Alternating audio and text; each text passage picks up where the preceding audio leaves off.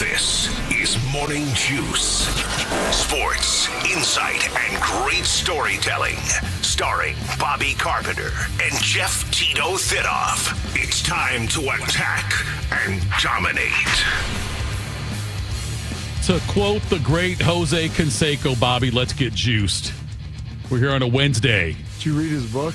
I did not. I didn't even listen to it. You can't quote it then. All right? No, I just said the book was called Juiced. I know. I read the book. It came out 20 years ago. I haven't got around to it. For a guy who's a baseball guy, I figured that would be something of interest. Not a steroids guy, though. All the guys you watched were on steroids. Not all of them. I'll have this debate with you and Shark. You think Eric Davis was? Eric Davis really wasn't part of the steroid era. 86, 87. Those guys, that was the very tip of it. That was the beginning of it, right? So no. So you think Davis did? By the mid-'90s, most players, by the mid to late 90s, I would say that nearly half of the guys were using some sort of performance enhancer. Not all, but probably half. Maybe a little more than half. Somewhere in there, 60 to 40% using performance enhancing. Because if not, they would have had the stones to step up and say, test everybody. And don't give me the union talk. Oh, I know. It was stupid. I know. Yeah. I listened to Shark. They're the strongest union. I'm like, they're costing you money as an individual at this point. Yeah, right. So it's your choice. If you're a pitcher who's not doing it and you're getting your ERA is getting jacked up. Getting smoked. Yeah. Or the vice versa. If your pitcher's using it and the hitter's not, There's a reason why Brett Boone went from hitting like 10 home runs to 40 home runs and getting a decent deal. Bobby, I wasn't sure if we should start today with that kind of talk or the WNBA expansion, but we'll put a pin in that also. WNBA expansion, I'm telling you. I've heard that's a hot topic. It's something. Good morning, Bob. Good morning, Bodie. Thank you to all the juicers out there, not Jose Canseco, for tuning in. I like Jose Canseco. I don't know if I like Jose Canseco. Oh, he's a very, very likable figure. I think he was the first person to tell everybody about it. No one wanted to listen. The only thing he really lied about was Roger Clemens, because I think Clemens paid him a lot. For some reason. Or he didn't lie. He just didn't use Clemens, right? Did he lie about him? I've read the book. Read the book. A little late now, though, Bob. It's spoiler alert. I think I know how it ends. Bunch of players on. I know how a lot of these things end, but I still read them anyway. You gave Shark some sort of book from 1986 of the previous season, and he went and read it. I think you knew how that one ended, too. That was a good one, though, Bob. Big show lined up for you today. Morning Juice sponsored by Riverside Bank in Dublin and Event Risk Elite Protection. We are off and running here. We got a big show lined up for you today. Austin Ward joins us at 7:20. Bobby, we are 22 days until the Pro Football Hall of Fame game. 46 days until the first 4 college football games. 52 until Ohio State, Texas. 57 until the start of the NFL season. I know you can't wait as much as I cannot wait on that one. Marlins beat the Reds 12-2 last night. The Reds are supposed to beat the Marlins, and they now have not in consecutive games. The host of Marlins tonight at 7:10. Cleveland beat Houston 10-6. They'll play tonight at 8:10 in Houston. We will, coming up later on, we're going to talk about the best players in the Big Ten. We'll talk college football rivalries. And we'll start off, though, with this. So Bobby's going to make us smarter. Time to get smarter. Morning Juice presents Today in History. Here's your professor, Bobby Carpenter. Bobby, double my knowledge. Take it away, General. Oh, boy. We got ourselves a nice, robust day for you, Thitoff. A lot of happenings, a lot of what have yous, a lot of to-dos. Pretty exciting stuff here. Where the heck? A lot of what have yous. Okay. Oh, hold on. There's a lot. Well, son of a gun. Maybe not as many as we thought at first, I just lost some, but it won't be till later, so I'll be fine. I'll be able to pull it back up. All right. I had one of my tabs disappeared on me, which is not a good thing. Can't have that. No, I can't. It is Wednesday, July 9th. I was looking at that 7-9. July 9th, 190th day of the year, 175 days remaining in this 2025. This date, 1850, U.S. President Zachary Taylor dies after eating raw fruit and iced milk. Millard Fillmore succeeds him. Do you know what number President Zachary Taylor was, Bodie? The Bengals coach? Yeah, right. Yeah. That would be number 12 into 13. This is going to be really amazing. This is going to be really impressive. You're right. How did he die? What did you say? How he died? He had it was what was it? You said raw something and milk? Yes, it was eating milk, like cholera or something from eating raw food. I want to say. That's a bad break. It really was. Just trying to. He was only president too, like stomach disease. Yeah, he wasn't president. It was July 9th, 1950, so it wasn't very long. Yeah, not a great situation for him. They've ranked scholars have ranked Taylor in the bottom quartile of presidents. Well, he didn't get a chance to do much. Well, I mean, listen, get a stronger stomach. Kind of like where we rank Hayden, right? I eat a lot. Listen, I eat a lot of food that is on the edge of spoiling, if not spoiled, and I'm fine. So, 16 months he was president. That's That's a tough. Hey, draw, Ma, look at me! Ah, he's dead. Long may he reign. This state, 1868, the 14th Amendment is ratified, guaranteeing citizenship to all Black Americans. 1877, the inaugural Wimbledon championship begins. All they had was men's singles back then, Bodie. Well, that's just wrong. Oh, we had a nice call back there. Did you get any audio from the call? I did not. Chuck couldn't find it either. That one. It's unfortunate. This state, 1914, Babe Ruth's Baltimore Orioles minor league contract is purchased by the Boston Red Sox, where he would begin his major league career. 1932, the Washington Redskins are formed. Commanders. No, it was the Redskins. Football team. Yeah. Now they're the Commanders. Right, yes. Well, and the football team and everything else. Although I would venture a guess within the next 3 years they're back to being the Redskins. Yeah. Do you think the Indians go back? No. You don't think so? Mm-mm. Even though they're named after a Native American. I mean, I understand what you're saying. Yeah. I know that I've heard there's rumblings to bring back the Redskins mascot and put it on the helmet. Mm. And so if that's the case, I can't imagine them not returning to the name at some point in the future. Shouldn't have burned those helmets I had then. The state, 1944, American forces take Saipan, which allowed the B-59 bombers to then be in direct proximity of Japan. Their Air Force was destroyed, and that led to the bombing of ultimately Hiroshima and Nagasaki, but also just the massive bombing of the country, the mainland, helping to end the World War II. 1955, A Rock Around the Clock becomes the first song to hit number one on the Billboard by Bill Haley and the Comets. 9, 10, 11 o'clock, 12 o'clock, rock, we're gonna rock around the clock tonight. Put your glad rags on, join me home, we'll have some fun when the clock strikes one. We're gonna rock around. There we go. Little toe tapper for you there, Thitoff. Oh, yeah, I'm telling you. I've gotten a lot better since we've been on YouTube all the time with my hand dancing. Hand dancing. Yep. I'm not very good with the legs and feet dancing, but I can do some hand dancing. Yeah, that's pretty solid right there. Good for you.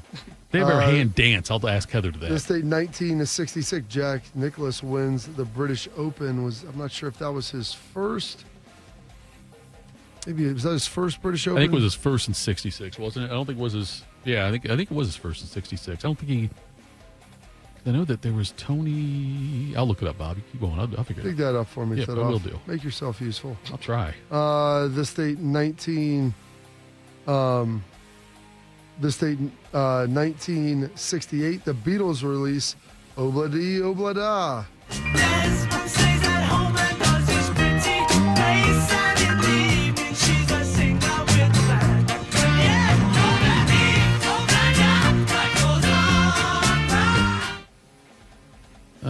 '66 is the first Open championship for him. He had There 3 you go. Masters by then, and he had 1 PGA That was and 1 his first US Open. I thought that was the first That one. gave him the career Grand Slam. It did. It's 66. How old was he at that time, you think? Oh, that's a fantastic. In '86 he was 40, so he must have been. No, that's not right. '86 he was 46 when he won the 46, Masters. so That would make him 26. 26. Tiger got a little before him, if I'm not mistaken. Just if you're keeping track at home, I know how old Jack Nicklaus is, but not my parents. Well, in '86 he was 46. I know. So I remember that. It makes but the math easy. It for does. It does. you. This date, 1977, Undercover Angel hits number one by Alan O'Day. I don't think we have Undercover Angel. I don't think you gave that to me yesterday, You're right, to be because honest with you. I didn't, Bodie. Okay. It was just it was a test. So No, I could read no my excuses, mind. though, Bodie. I mean, come on. I wanted to see if you were clairvoyant. It took me a while with Shark to figure out that he wasn't, too. I used to give him little tests like that, see if he could read my mind. This date, 1989, Steffi Graf wins Wimbledon over Martina Navratilova. Confirming her number one status. A brilliant final set for Steffi Graf. For fifth ace, an exclamation point on a Wimbledon championship. And she joins the likes of Louise Bruff and Mo Conley and Althea Gibson, Maria Bueno, Billie Jean King, and her opponent today, Martina Navratilova, the only women in 50 years to repeat as Wimbledon champion. 6-2, 6-7, 6-1. Undercover Angel, Midnight Fantasy. Oh, thank you. This date, 1991, Cal Ripken is named All-Star MVP. Here's Cal Ripken Jr. Playing every day has certainly hurt the performance of Cal Ripken Jr. Yeah, leading the American League in hitting with a .348 average, 18 home runs, having possibly his best year ever. Smith has to protect against the pull side, and Sandberg can hold Henderson close because not too many ground balls to the right side by Ripken. He hammered that one, and Gwynn's on the run, forget it! Well, he tuned up yesterday in the home run hitting contest. Did he ever? We mentioned 22 at-bats yesterday, 12 home runs, far and away the best in the home run hitting contest, and he duplicates that feat. 2 at-bats tonight, has 18 during the season. And I mean a hanging curveball, and Ripken says, Benito, I'll handle this one. A little selfish. There we go. I love the sarcasm at the beginning about how playing every day. I don't has hurt think. his Listen, I don't batting think I average. saw Bobby. I contend that's not He was leading the I know. AL in batting average. I'm saying at some point though, take a damn day off. Get some rest. I think you're better if you take a day. That's fine. He was at that point. You're in pursuit of a record, in pursuit of greatness. So, you know, he's not listening to you, Jeffrey. At the expense of the team. They kept putting him out there. I know. They could have sat him down. They should have sat him down once. Former Secretary of Defense Donald Rumsfeld, born on this date, 1932. Oh, and won a Heisman Trophy winner and an MVP. Born on this date, 1947. I am excited to hear. Let's hear it. What Bodie snagged from the Juice on Morning Juice. Hello, Twitter world. This is yours truly. You know, this is my first venture into the social media world, and it's amazing. You know, especially how quickly they can put up counterfeit sites. Anyway, we'll deal with that. My life has always been involved in the sports world, and I suspect as the weeks goes on, that's pretty much what we'll be talking about. But once in a while, I'm going to go off topic and talk about something else, and this is one of those times. You know, Bob Kardashian, he's like a brother to me. He's a great guy. Wow. He met and married Chris, and they really had a terrific time together when they were together. Unfortunately, that ended. But never, and I want to stress, never in any way, shape, or form had I ever had any interest in Chris romantically or sexually, and I never got any indication that she had any interest in me. So all of these stories are just bogus, and bad, you know, tasteless. In any event, that's it for today. Happy Father's Day. Take care. In his book, O.J. Simpson says that he would have taken a bullet or stood in front of a train for Nicole. Man, I'm going to tell you, that is some bad luck when the one guy who would have died for you kills you. That's probably... You don't get worse luck than that. I'm glad you tagged on the Norm Macdonald in there, because it's one of the great lines ever. I love what he said when he was with Dennis Miller and Kevin Nealon and David Spade on Spade's show, and they were talking. You know, talking about how Spade had a show. Oh yeah, and they were on there, and they were Dennis Miller was talking about how all the jokes, you know, how the people at NBC told Norm stop making OJ jokes. Oh, they told him no more because he made them going every time. And then Norm said, "Yeah, I feel bad about that." He said, "You know, it's." He's the greatest rusher as far as he was not convicted by a jury of his peers, found innocent. He said, you know, and greatest rusher of all time. He said, maybe I'm the greatest rusher of judgment in all time. And as far as I'm concerned, you know, he paid his debt to society, and, you know, and he stood up and said, go OJ, and all this. And it was like, it's amazing. Greatest rusher of judgment. That was good. That is opening into Twitter. I'll never forget watching that. I used to love him. And that was him sitting in the golf cart, wasn't it? Oh, yeah. Yep. You could hear the birds chirping in the background. It's like Augusta. It's like the same thing. Yeah. Gosh, it was so amazing. I'm kind of upset that he's gone because I would miss his little nuggets that he would give you just from the golf course. That'd be a nice weekly guest again. He never found her That's killer amazing. on the golf course And I think they stopped looking. I'm not sure why. I don't know what changed, but I believe they've given up on that. I think that's a cold case. It's amazing. O.J. Simpson passing away in 2024. I don't know if he was gone too soon, but he wasn't that old when he passed away. He was in his 70s. He died in when? Last year. Last year? God, I think it was longer than that ago. Because you haven't been getting those updates That on might be Twitter. what it is. So You're it right, yeah. feels 76. Like, yes. Yeah. 76 years young. John Tesh, the writer of Round Ball Rock, turning 73. One of the things I've discovered is that there are many different ways to write a song, and the most unusual way came to me when I was in Europe about 4 or 5 years ago. I was trying to write a sports theme, and I did not have a piano in the hotel where I was staying, so I did probably what many of you have done, faced with a similar situation. I called my answering machine at home, and I left a message for myself. Special bonus for you folks, I have brought the original answering machine tape with me, so I can play it for you. I know you are dying to hear it. Hi, this is a message for me about the NBA theme. Here's an idea. It goes like this. I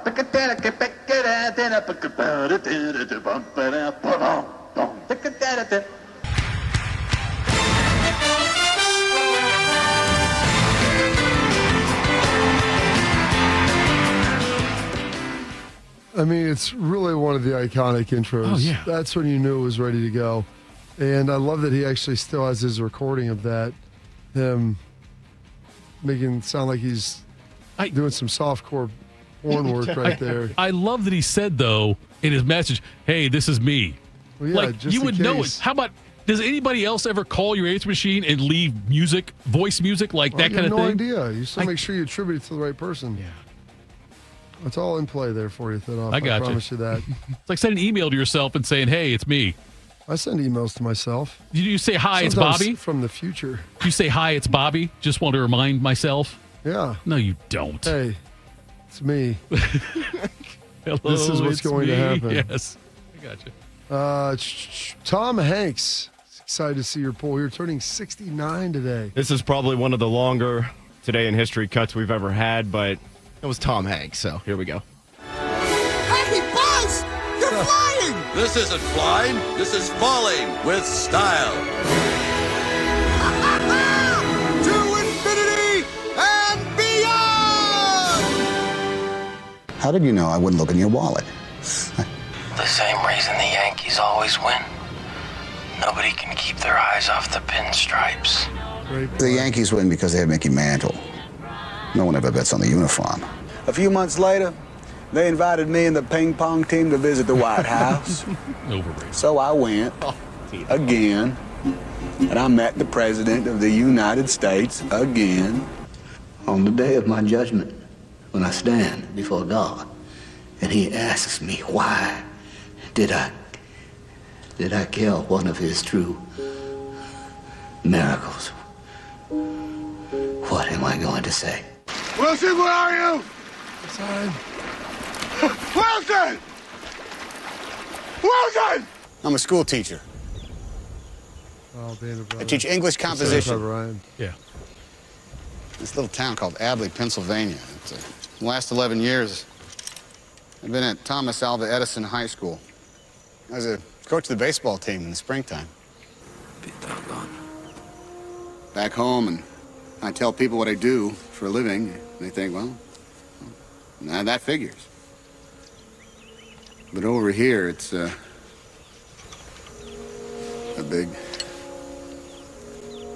big mystery. What was the one about him killing someone? Was that from the Green Mile? Yeah, Green Mile. Oh, gosh, good pull. Yeah. I haven't seen that one in a long time. I feel pretty good, though. I've seen every one of those movies that was referenced in there. I have not seen the Green Mile. I just know the premise I was going of to it. say that. No, That was I've a never good seen the pull Green for you Mile. for- There was a book. Did you read the book? Come on, Bob. We already established this. I just remember seeing the clip when the guy goes in to save the dude with the gun's wife. Okay. Have you seen all the other movies in there? Could you reference those? Toy Story, yes. Forrest Gump. Overrated Forrest Gump. Yes, I've seen that one. I've seen Saving Private Ryan. I've seen Catch Me If You Can. I have not seen Catch Me. I've seen good. all the Toy Story movies. So just they have Mickey that Mantle. counts. Because they can't stop looking at the pinstripes. I also had, what's the one of them on the island? I haven't seen that one. Castaway. I haven't seen that one, no. Oh, that might be the best of all of them. Really? His job in that. It's just him the whole time. I understand, but is it a good? I mean, it's a great. It's a great performance, but I guess it's a good movie. It's very entertaining. There's no music in it at all either. Really? If you go back and watch it, someone told me that when I went back, and then I noticed there was no music. I don't know that I would have caught that. Yeah, just him on the island. I loved him in That Thing You Do, and I loved him in the Elvis movie. How about in Big? Big was okay. Big's a little creepy now, though. What's the one, Turner and Hooch?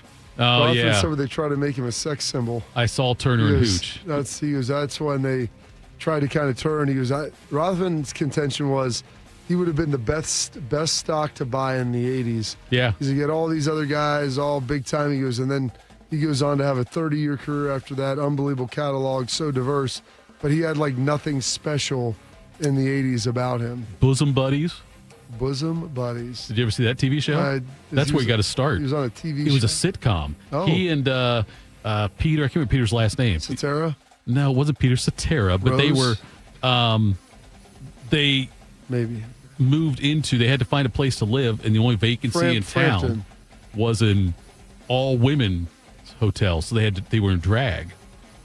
What a great premise for a show. And yeah, that was on there. And then Peter Scolari was the guy's name actually there. And then so not Frampton. He was also in a movie Dragnet with Dan Aykroyd. Okay. And there's a music video I think I've seen where part he of and Dan Dragnet. Aykroyd are rapping. Yeah, I think I've seen part of Dragnet. Also turning 68 today is Kelly McGillis of Top Gun fame. Aircraft One performs a split S? I like That's that. the last thing you should do. The MiG's right on your tail. Freeze there, please. The MiG has you in his gun sight. What were you thinking at this point? You don't have time to think up there. If you think, you're dead. Well, that's a big gamble with a $30 million plane, Lieutenant.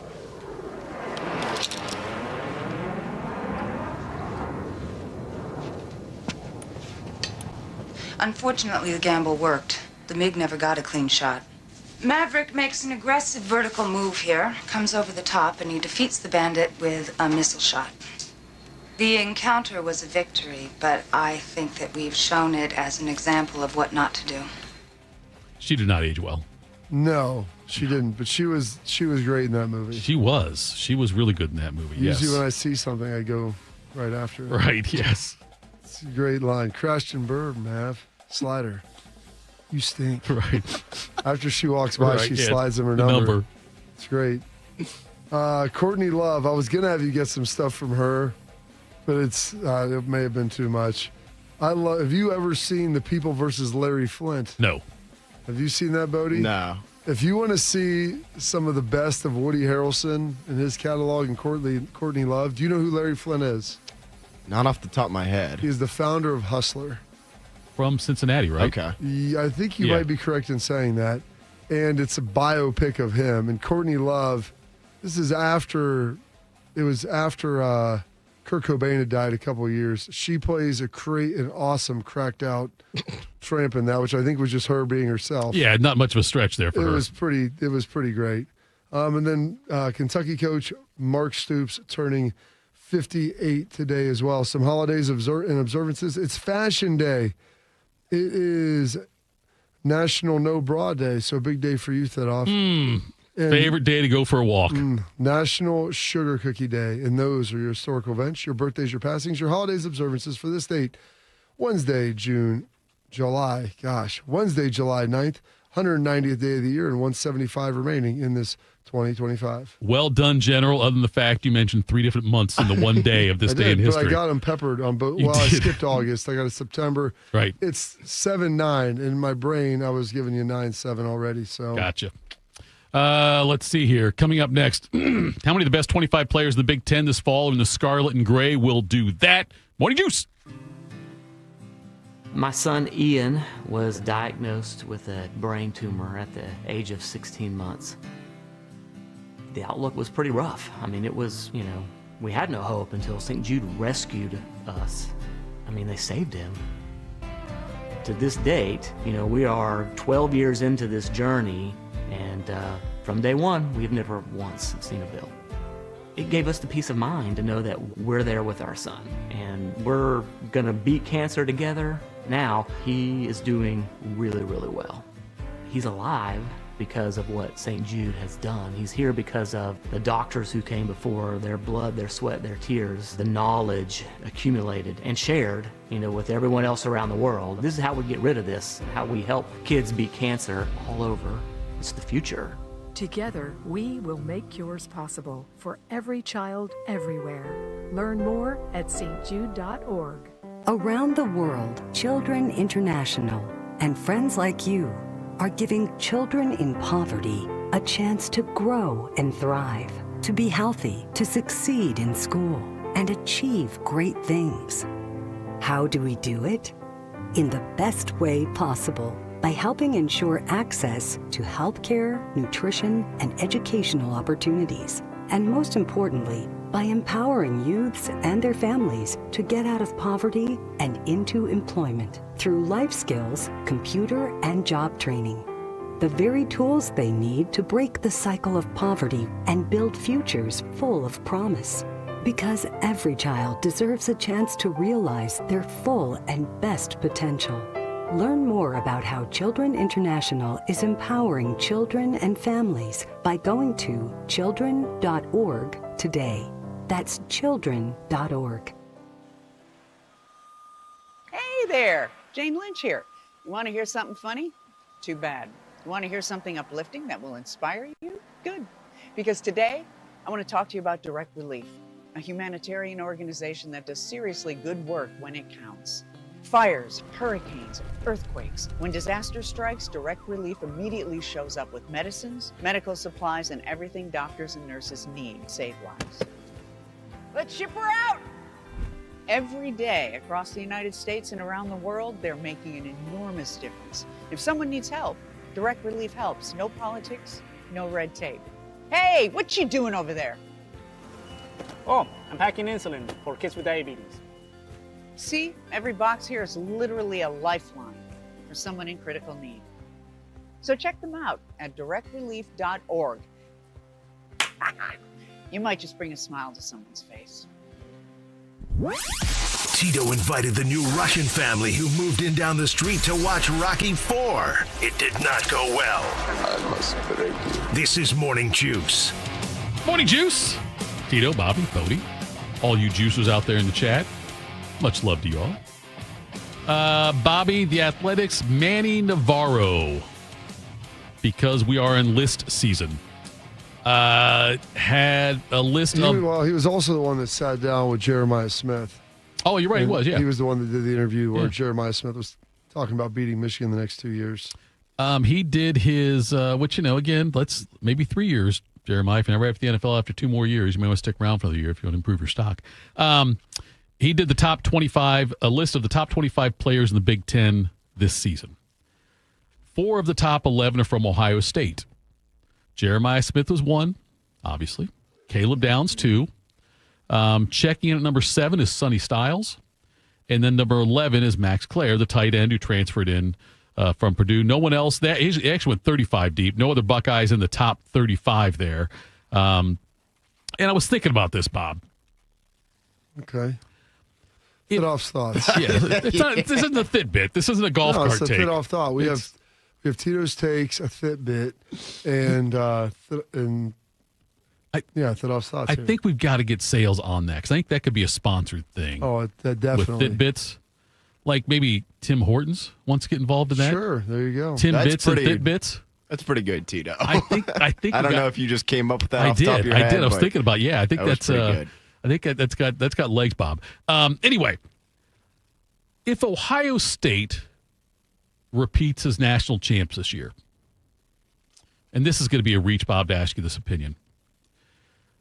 Do you think the storyline about the offense, the defense, do you think if they get there, we'll be more talking about the offense did this, or will it be more because of the defense? Who is more responsible for the success? That's an interesting question because neither side returns any of their real difference makers other than Jeremiah Smith, and not Caleb that he Downs. wasn't, but he was a freshman. Then you have Caleb Downs, who those guys are both difference makers, but they weren't necessarily the leaders of their respective sides.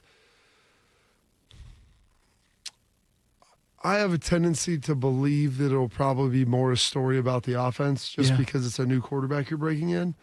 But, to win a national championship, as they saw last year, I mean, there was times where, the offense made a ton of plays. There were times in games where the defense made the big plays. Right. So I don't know that it'll be something where it'll be totally lopsided. I would have a tendency to believe just due to the new quarterback you're breaking in. New running backs, it will be more of an offensive story. And you do return the core of that offensive line. Yeah.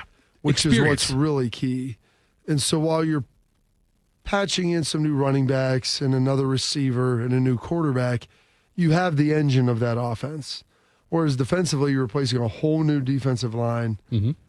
You have some smattering through the secondary with Jeremiah Matthews, David Sittingbo-Newson, Sonny Styles, Rivalries played a decent amount, and then Caleb. So you have that, but I just without that engine up front, there's going to have to be a lot of movement and a lot of ground gain by those guys before you'll feel really good about them. Have you had any conversations with Laurinaitis about, because I've talked to him about football.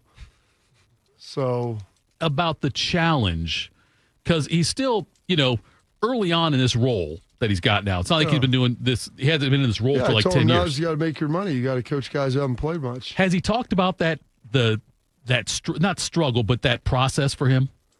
Coaching guys who haven't played? Yeah, but having to after all the success they had last year, all these guys they're replacing now, it's a unique situation for him. Yeah. And I'm not saying he's not experienced, but he's not experienced this. He doesn't have a ton of experience doing this and being in charge of all of this. And so, what is this? Well, I'm saying the experience of having to develop guys who haven't played versus guys who have been around for 3 or 4 years. Yeah, James is a teacher. That's why he comes off as such a good coach, because the way he educates and how he's able to lean in on people and relate and communicate to them. So, I mean, he was doing this with the young guys to get them to this point. Mm-hmm. So it's not like you're going from 3 to 10. You're already probably operating about a 7 or an 8, 6 or 7 by the time you're getting the chance to then come in and play.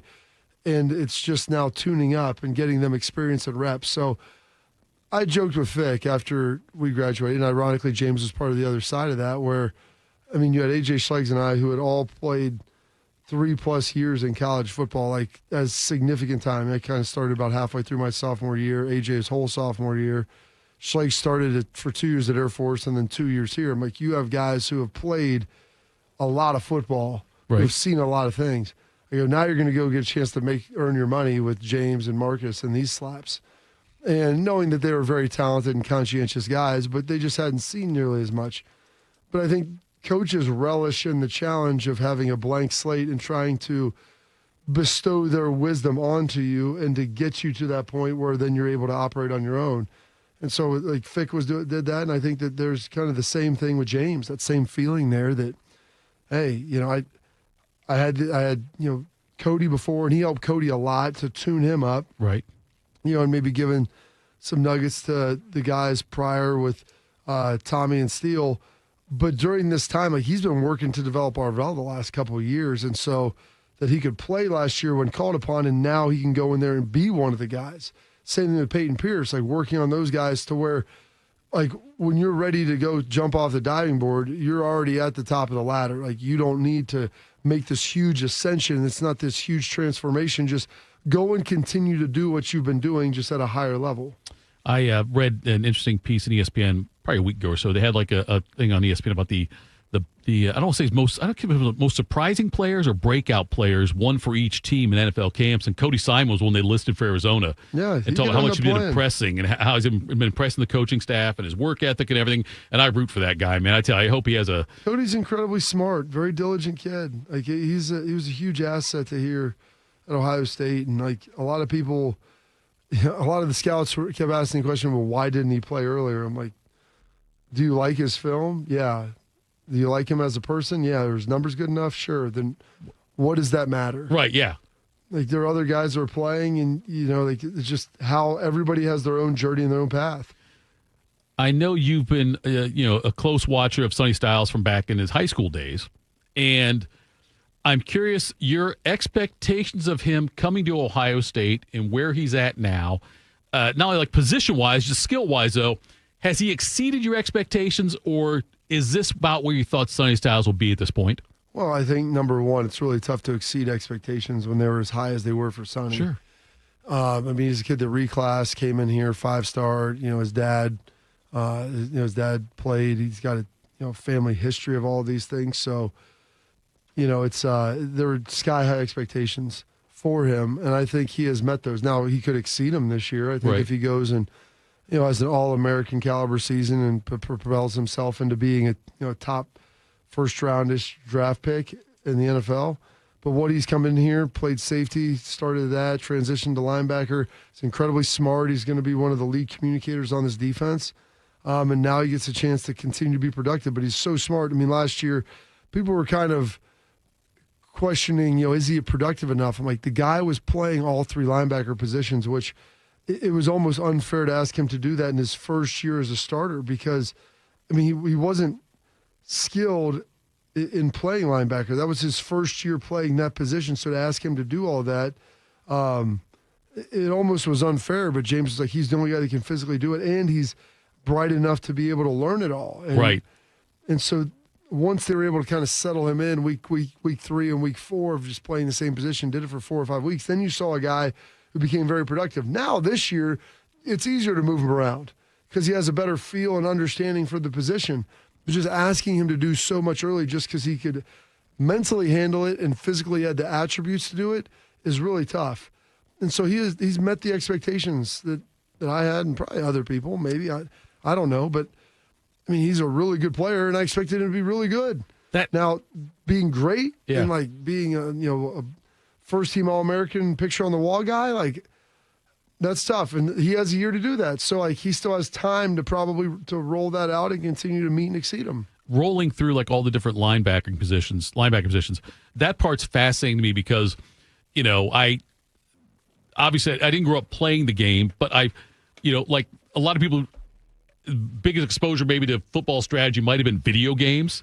Yeah. All you did was you took the middle linebacker, the best athlete, and just moved him everywhere to follow the ball. But to think what it's like, though, to have to go through the different assignments based on where you're at as a linebacker. Number one, the different, the mental aptitude to know what to do. Yeah. And then training your eyes to read things from different positions and to react.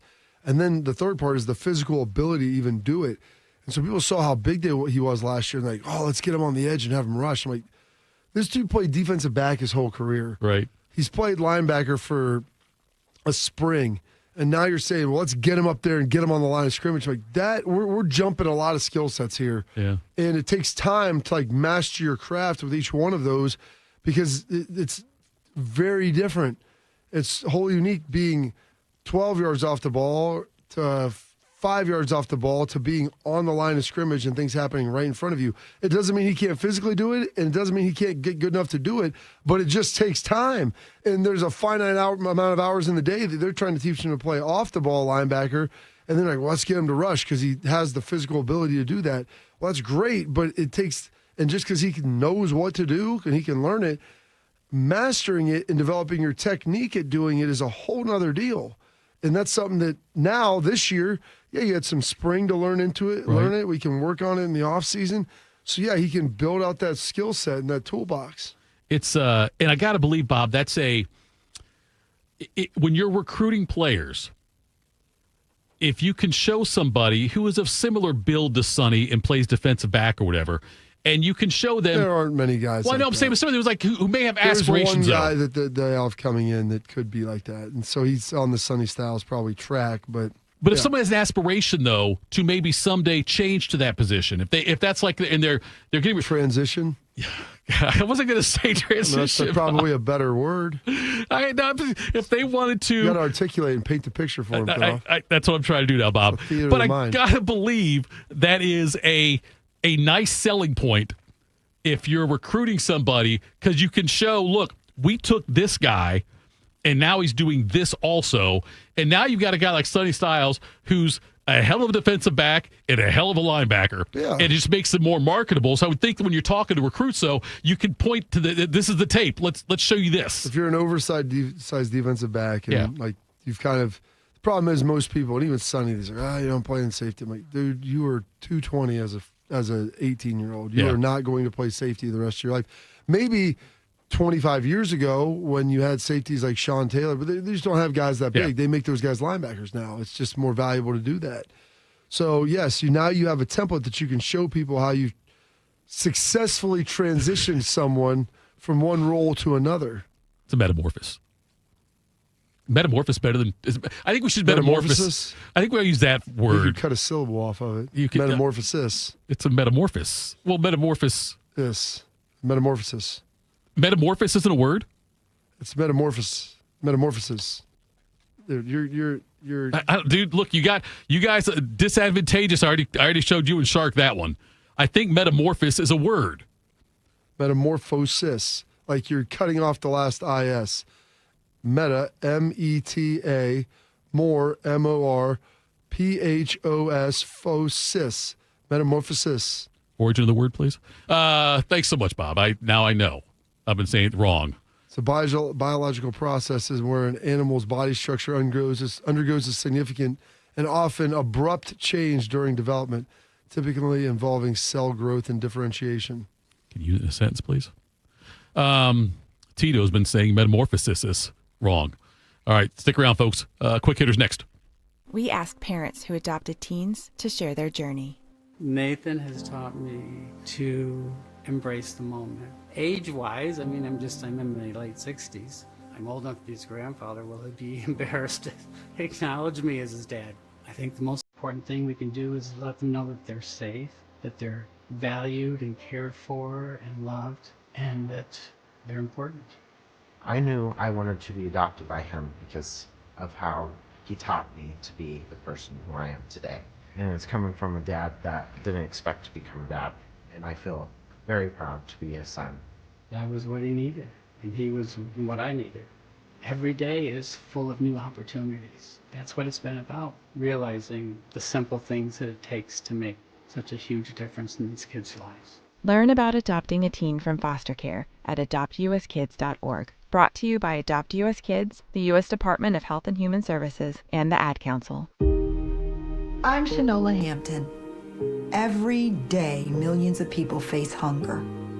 Today, I will share with you some of their experiences.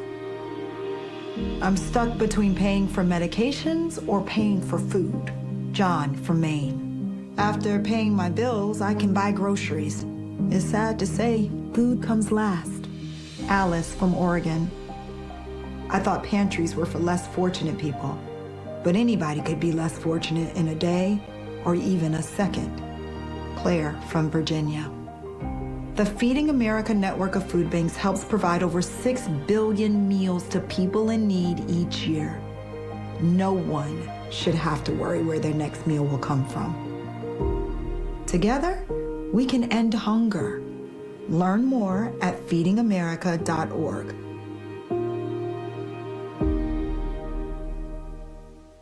And we're live here outside the Perez family home, just waiting for the... And there they go, almost on time this morning. Mom is coming out the front door strong with a double-arm kid carry. Looks like Dad has the bags. Daughter is bringing up the rear. Oh, but the diaper bag wasn't closed. Diapers and toys are everywhere. Ooh, but Mom has just nailed the perfect car seat buckle for the toddler. And now the eldest daughter, who looks to be about 9 or 10, has secured herself in the booster seat. Dad zips the bag closed, and they're off. But looks like Mom doesn't realize her coffee cup is still on the roof of the car. And there it goes. Oh, that's a shame. That mug was a fam favorite. Don't sweat the small stuff. Just nail the big stuff, like making sure your kids are buckled correctly in the right seat for their age and size. Learn more at nhtsa.gov/the right seat. Visit nhtsa.gov/the right seat. Brought to you by NHTSA and the Ad Council. One man is a national champion, NFL veteran, and local business leader. The other man is Tito. This is Morning Juice. Sponsored by Riverside Bank of Dublin. Here's Bobby and Tito. Event Risk Security Services, service based in a U.S. veteran-owned company providing protection services, consulting to Fortune 500 corporations, movie studios, celebs, and high net worth individuals. If you're tired of fluff margins with low compensation for poor quality security officers and an endless revolving door of vendor staffing, then give them a try. They're virtually the same cost, and they can address what keeps you up at night. Event Risk. Visit eventriskinc.com to learn more. All right. Quick jab time. Morning Juice presents Quick Hitters. Sponsored by Dr. Mark Levy. If you're snoring and not sleeping, call Dr. Mark Levy today at 1-800-MORE-SLEEP.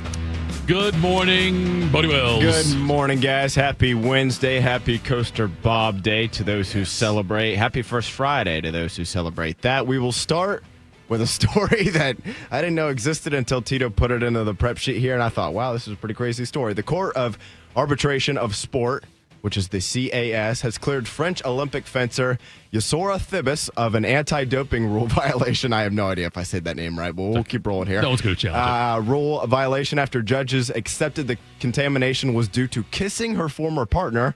Thibis, 33 years old, was provisionally suspended from fencing and formally charged by the International Testing Agency, the ITA, in February of 2024 after a doping control test at the 2024 Challenge International de Paris in January returned the presence of ostarine, a selective androgen receptor modulator which can promote muscle and bone growth, and it is listed under the WADA prohibited substances. That's the World the World Anti-Doping Agency.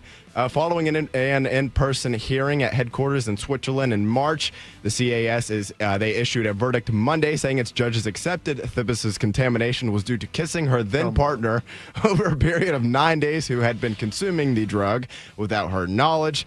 And Bobby, I don't know, maybe Lance Armstrong can come back and say, hey, I never was doing the doping. It was my former girlfriend. It was that gives Sheryl Crow. That gives a whole new meaning to the term sucking face. I mean, if you're going to tell me this is the most obscene thing in the world, okay, Bodie, I got another movie that you're going to want to watch. All right. Do you have Netflix? Well, my parents have That's Netflix. perfect. The question is, do you Yeah. have access to Netflix? Yes, I do. I'm adding it to the Beam list. turned me onto this. It's called Icarus. And it's about this guy who wants to ride the Tour de France, and then they start doping him, and he has a whole process. He's going to start. He documents it, and then he stumbles into like the whole Russian thing. What was going on there? How they were doping up all their athletes. Right. And I'm looking at this, and it talks about one of the guys, one of the WADA testing sites, I think, was in Russia. Of course. That makes sense. It was independent though, but run by a Russian guy. The OJ Crime Lab. He was talking. He's like, "We'll send them here," and it was wild. But I watched that, and I had a whole new respect and understanding for all of this, and realized, just like in Major League Baseball, like when you start, like once you like lift up the rock and you see like a couple little cockroaches coming out, you like flip it over, it's like just scattering everywhere. You're telling me that by kissing your partner that you could absorb enough hormones to be able to impact your a positive test? I cannot conceivably believe that. I don't disagree. Like it seems tough. It does seem tough. Now, like I said, so I said sucking face. Like, how much of their bodily fluids are you sucking into yourself at that point. Tell him I was right hoping now. for you to spit that on the board, Bodie. I never got Shark or Beam to do it. I got Beam really close. I mean, seriously. Bob, I'll tell you this. Must be one hell of a kisser. So this is the thing. You've had a couple of kids. Bodie, one day, I mean, hopefully, God willing, have some children. But, they talk about when you're breastfeeding as a woman, like drinking when you're doing that, like, because everything you ingest ultimately goes to the kid. And they're like, listen, your body metabolizes the alcohol. It's what our pediatrician was telling, maybe my OB was telling my wife. It's like, so if you have a glass of wine, but you're not drunk, you're not going to pass that on to the kid. Like you drinking one glass of wine, your body's metabolizing that. And so it's not like it's a 1-to-1 ratio going through. So they're fine. Like you can have stuff to drink and you'll be okay with that. At least that's what I was told by a doctor. Well, that's what they say. That's what the experts. But I'm like, so you're telling me like that's the same principle of this, when that is like all of their nourishment for life and the child is going to be fine, but just you could exchange a smaller amount of bodily fluid simply through kissing. Yeah. And that's going to be enough to pop a positive drug test? I cannot. That's like eating the tainted meat. How much meat were you eating? Bob, and I don't want to get too man and bony here, but it doesn't say where she kissed her.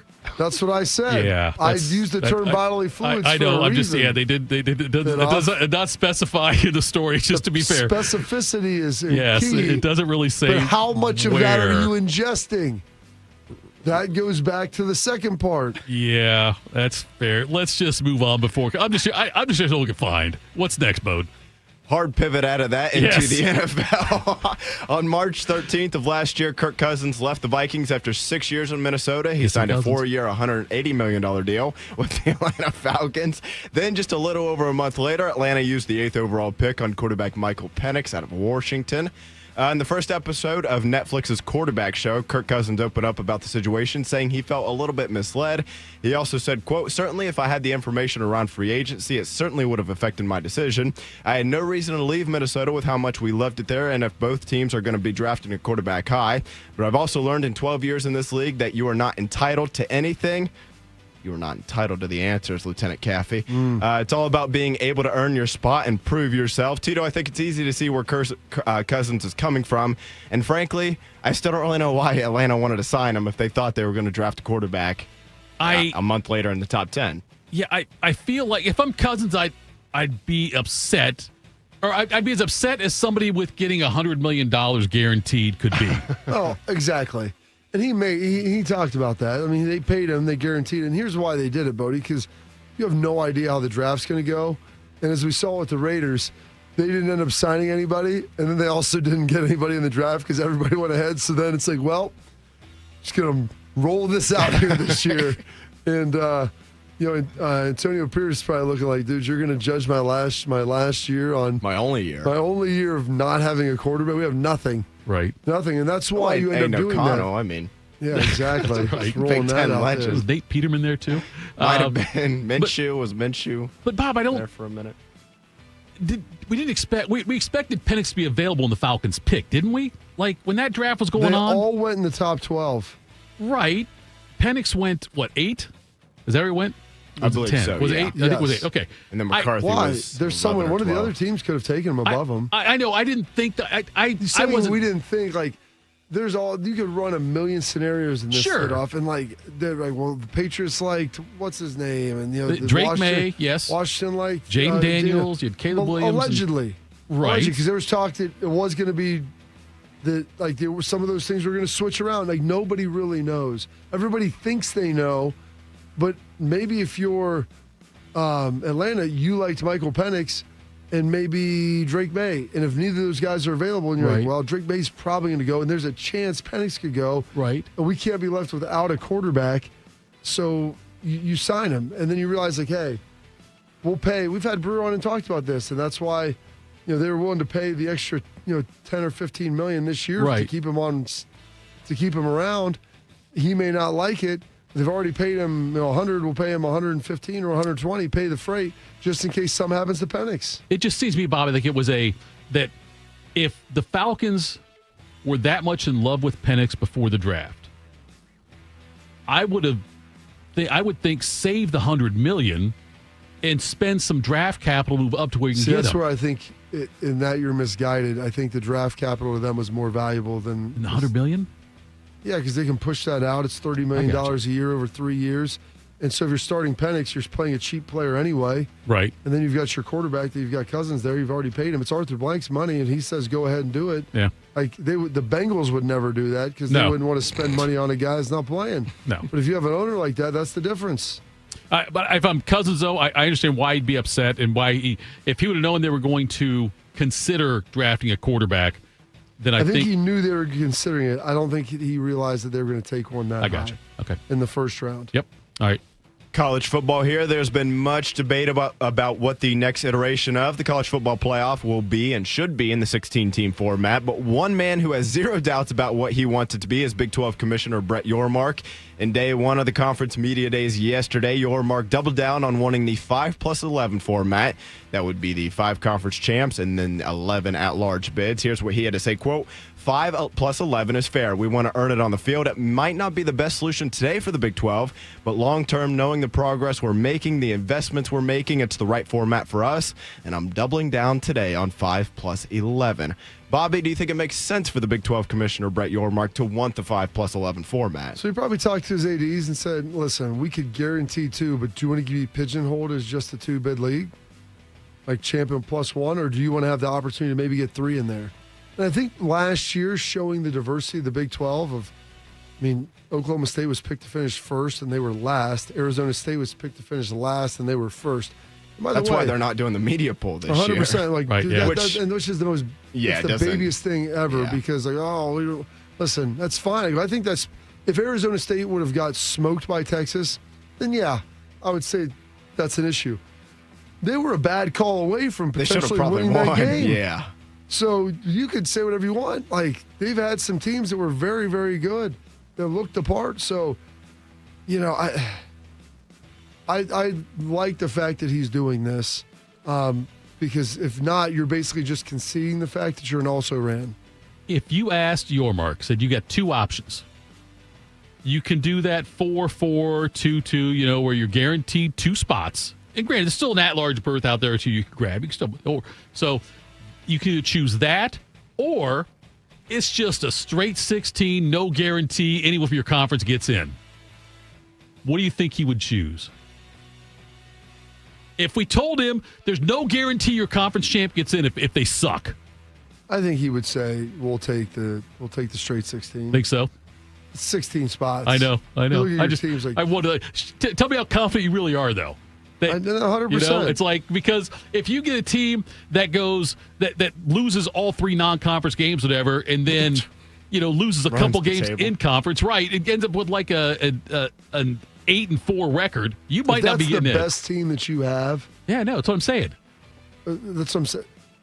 You're telling me the best team would be 8-4 in the Big 12? If that would have happened, you got 16 teams. I know, but there was a lot of parity last year with it. I was going to say, in the Big 12 I don't think it's going to be 8-4 bad. No, I don't. But that is the one out of the Power 4 conferences that truly doesn't have like the blue blood or they two. Don't have anybody, yeah. And I know Clemson's probably not a blue blood historically, right? But recent success would indicate like they're going to find their way into the playoff more often than not. Out of the Big 12, it's like, I don't know. And he's got granted, down year last year, they got Florida State, they've got Miami. They have programs that, like, if they're good, everybody will treat them with respect. Yes. Iowa State could go 12-0 next year, and most people would still be like, well, I hope we play them in the first round. Absolutely, or second round, whatever. Denver, Boise State. I'll take Iowa. I think I'll take Iowa State. I think I'd rather have them. Yeah, I'm with you. All right, coming up next, some things you cannot debate about college football rivalries, but this is something we can argue. We'll do that next. Morning Juice. Bobby Carpenter here with Riverside Bank of Dublin Sports Money Report. In sports, it's always a good idea to be working on your fundamentals. Off-season, during the season, it doesn't matter. The ones who drill the fundamentals are the ones who consistently win. The same holds true when you're running a business. Chuck Moore, CEO, and Travis Sanders, president of Riverside Bank of Dublin, know banking fundamentals can make all the difference. Thanks, Bobby. There's no substitute for doing the right thing, and often the hard thing in business. Managing the books, cash flow, and sales tracking is as important as producing the product. The business cannot succeed without good fiscal management. Thanks, Chuck. Riverside Bank of Dublin knows that most business owners are busy people, and that's why we can assist in cash management. Let one of our commercial bankers help you do the right thing too. These skills will help you grow your business and get a loan when the time comes. We want to help. Call us. Tune in every day for the Riverside Bank of Dublin Sports Money Report. Visit their office at 6300 France Road in Dublin or online at riverside.bank. Member FDIC, Equal Housing Lender. Some journeys start small, with small pause and big purpose. Look how little you are, you sweet girl. Every great partnership begins with the first step, Bella, let's go. guiding them through the world so one day they can guide someone through life. With shared experience, confidence grows, and the path becomes clear. It takes time, patience, and love. But the reward lasts a lifetime. Hey, good girl, Bella. You don't just raise a puppy. You raise a future. Become a Dogs Inc. puppy raiser. Give a dog a purpose. Give someone hope. Learn more at dogsinc.org. It's been a real journey since 2014 when I first had my injury. I realized that my home was just not working for me and that it was time to ask for help. Homes for Our Troops is really giving me my life back. The shower allows me to go in and turn around with my chair, pull down storage racks, automated door systems, hours of my morning given back to me. Adaptive sports are a huge part of my life, a huge part of my healing journey as well. Homes for Our Troops helped with making sure that I had a home gym so that I can continue to train. This past year, I was able to host Thanksgiving in my home. And it was the first time I was able to have my whole family in one place and I was able to contribute to the meal.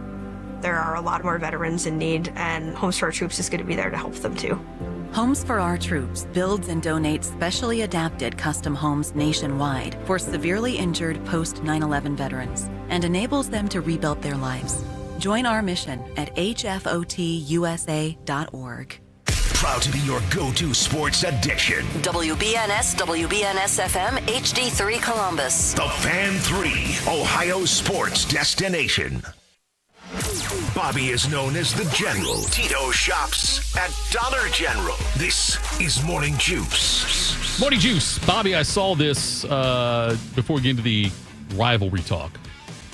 Stuart Mandel from the Athletic had a mailbag recently, and someone asked this question. Ironically, the guys from Columbus, Ohio.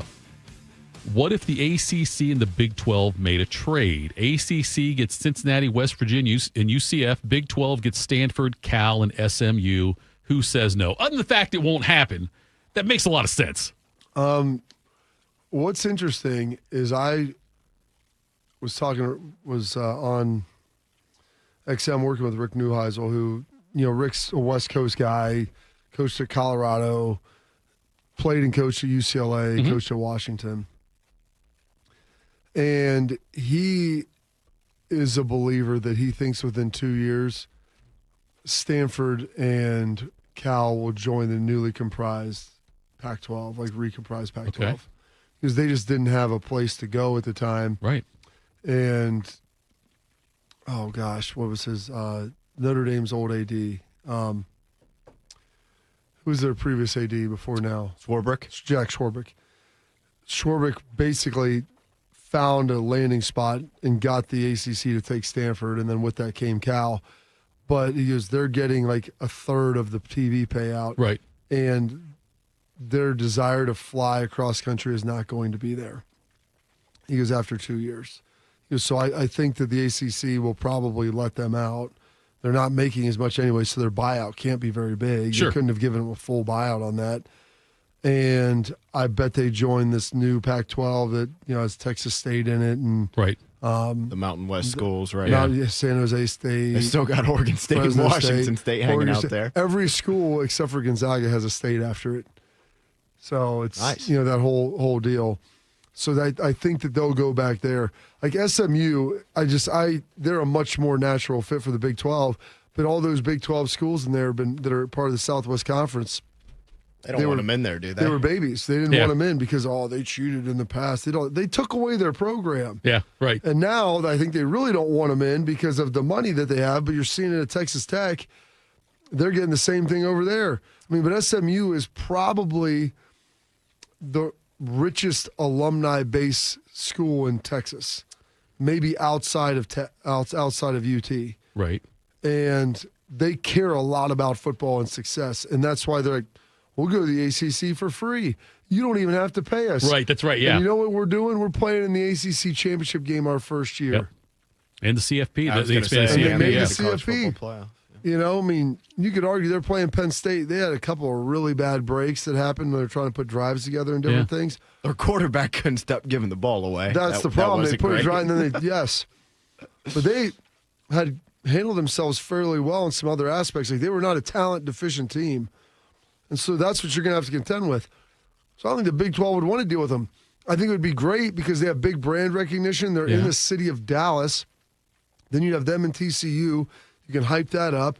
And the Metroplex is one of the top areas for recruiting in all of the country. So that was the logical fit. And, Cincinnati and West Virginia probably fit more in the ACC. Sure. Well, especially with UCF. Yeah. That'd be much easier for travel. But we kicked out geographical implications a long time ago. Okay, but Bob, so you mentioned the Stanford and Cal thing and how they might want to go over there to the Pac-12, the new Pac-12. Rick said, and Rick knows a lot of people out there, and he's like, I'm not telling you I talk to anybody, but just knowing how those schools operate, and now that there is a viable landing spot for them, that after probably 1 year, maybe another year or two of this, they will have lost their desire to do it. And I think those two schools, they're probably on the very high end among all the Power 4 conference teams. Right. Do not care about sports. Yes. And not that they literally don't care, but that is not their priority. No. It's an offering that they have at their school. Yeah, it's an extracurricular activity. So no different than different majors they're offering. And so while Stanford, they want to win the Governor's Cup and all that stuff, I don't think they really care about competing at a high level. They just want to have a place to compete and be respected. I'll do the Anthony Schlegel two-parter here, Bob. It's called a two-banger. Two-banger, I'm sorry. Two-banger. There might only be one bang. No, there'll be two bangs with this one. If Stanford and Cal said, we want to go, I got to believe it. Do you think the ACC, the rest of the schools, because of the impact or lack thereof and the travel they have to do, I believe, and I don't know how you feel, do you think the ACC will be like the other schools, be like, yeah, you know what? Go ahead and go. Yeah, I don't think they'd make them pay really anything of significance. How about Maryland and Rutgers? If they said to the Big Ten, we want to leave, they would never. Why do it. would they ever say that? I'm saying, but if Maryland and Rutgers, if they said, we want to go join the ACC, we'd like to get a third of the money that we're getting. No, I'm just asking you. The reason they left the ACC, Maryland, they were one of the charter members. They left because they couldn't afford it. It wasn't financially viable. I got you. I'm just saying though, would the Big Ten though, if they had the opportunity, you think they would let Maryland and Rutgers go? If it was a possibility, I think at this point, I think they would too. But Maryland and Rutgers would fight to stay in this. Absolutely. I'm thinking about the Stanford Cal thing. It makes sense for the rest of the ACC schools to say, you know what? I don't want to spend that. We don't want to spend money going over there to play soccer or to play tennis or to swim, whatever it is. So we're going to go ahead and we'll let you go. But I have to believe the Big Ten would do the same thing if that situation presented itself with Maryland and Rutgers. And I wonder about that. But anyway, all right. You were quoted in an article this week on The Athletic talking about the Ohio State-Michigan rivalry. It was ranked the number one college football rivalry. No surprise there. There were two other Ohio State games in this top 100 in the rivalry. Do you know what the other two are, Bob? Two other Ohio State rivalries? Two other Ohio State. They called them the best rivalries in college football. There were two other games involving Ohio State. Penn State's one. Is it a conference? They're all conference games? It's a conference game, yep.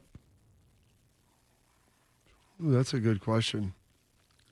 See, it surprised me, but I wouldn't think it would surprise you.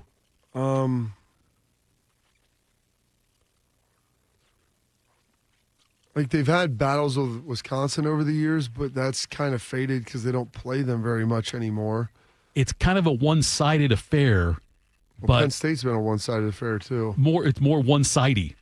this other one. What, the Illabuck? Yes, the Illabuck is like 76th or something on the list. That's impressive. I was surprised to see it, put but like Ohio State and I don't know. There's teams they play Iowa in the maybe. Oh, non-conference area, non-conference. I don't know. Notre Dame, you'd think Ohio State, Notre Dame would be a good one to put in there. They don't play enough to really call pretty one-sided. That's also very they've one-sided. Played more in the last 20 years, but 25 years.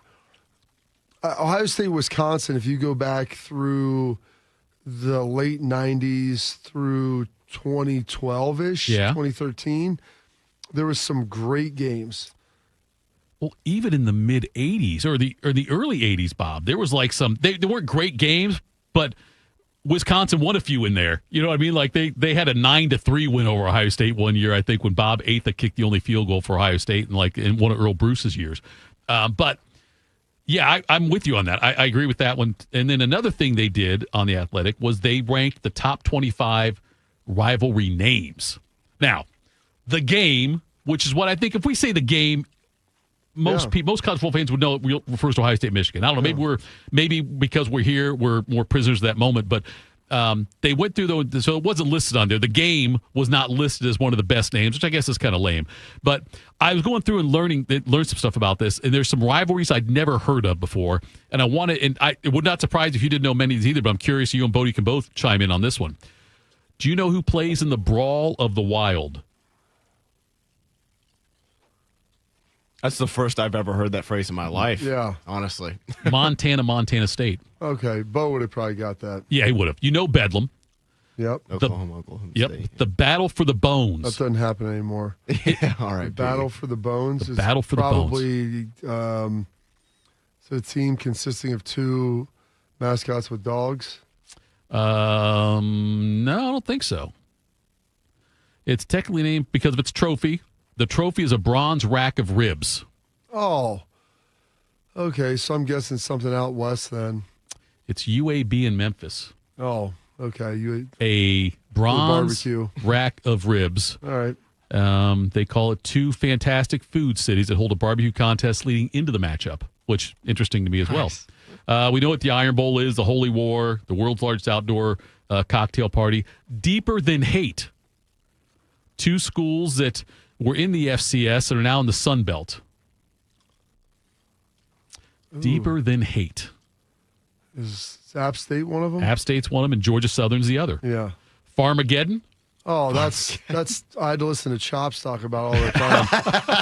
That's Iowa and Iowa State. No, that's the Cyhawk. It's Iowa State, not Iowa. Iowa State and Iowa State. Kansas State. Yeah. Kansas State. That's the other one.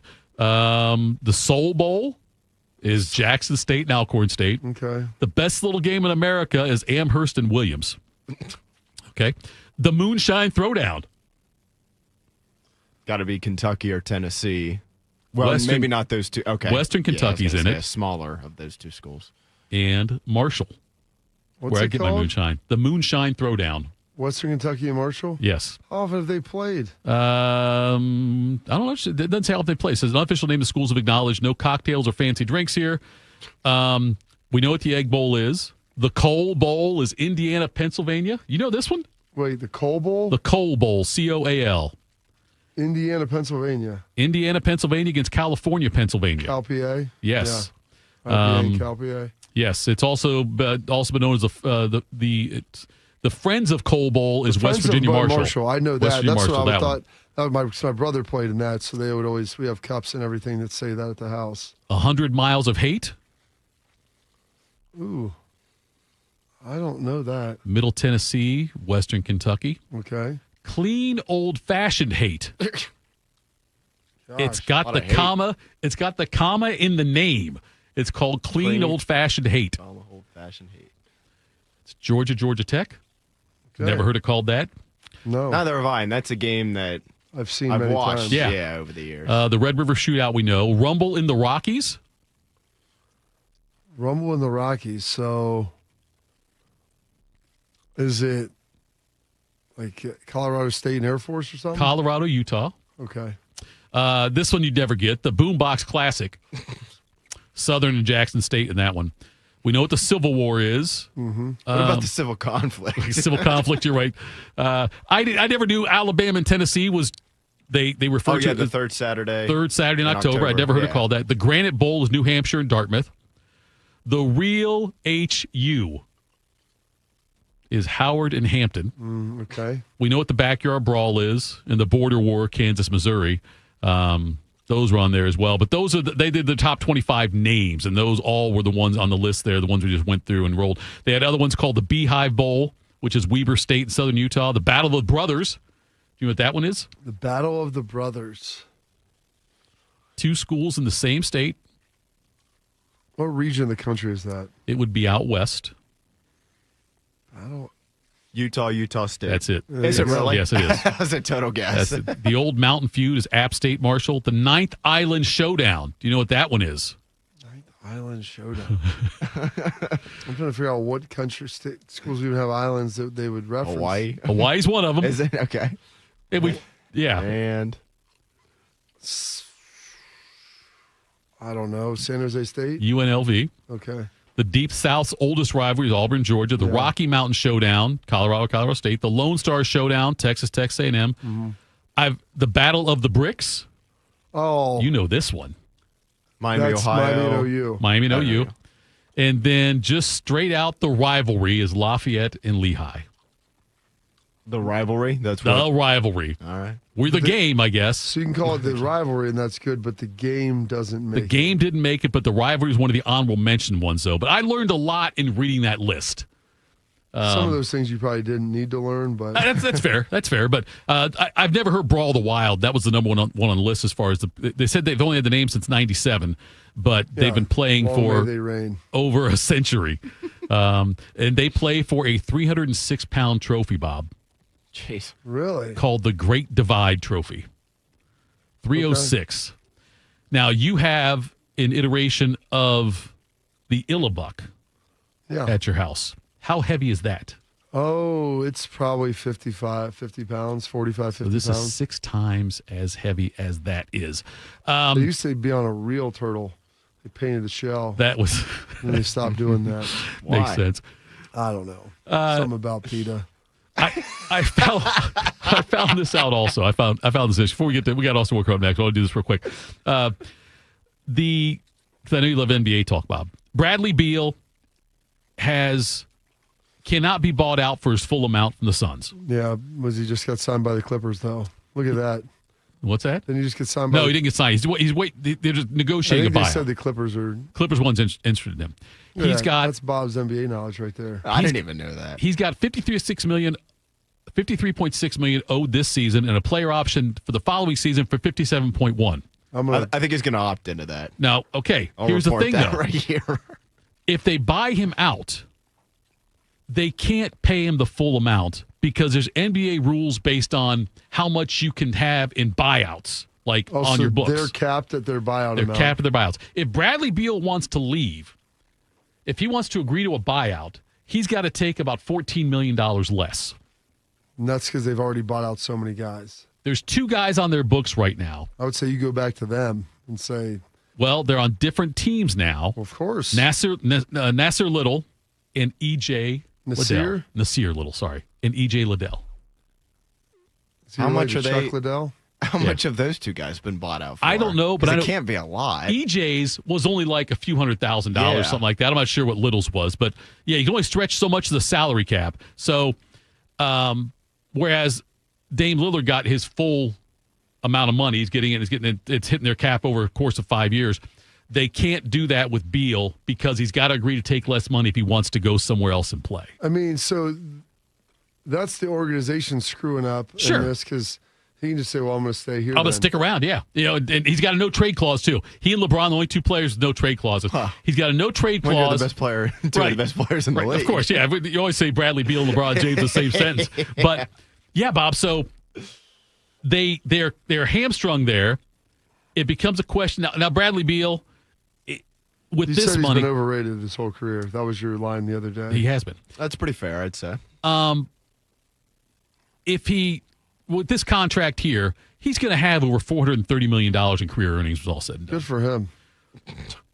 will he sacrifice $14 million of it to go play in a different situation with a chance to maybe be on a better team that wants him? Because it's. Let me ask you this: if there's $14 million that they're shy on the buyout, yeah.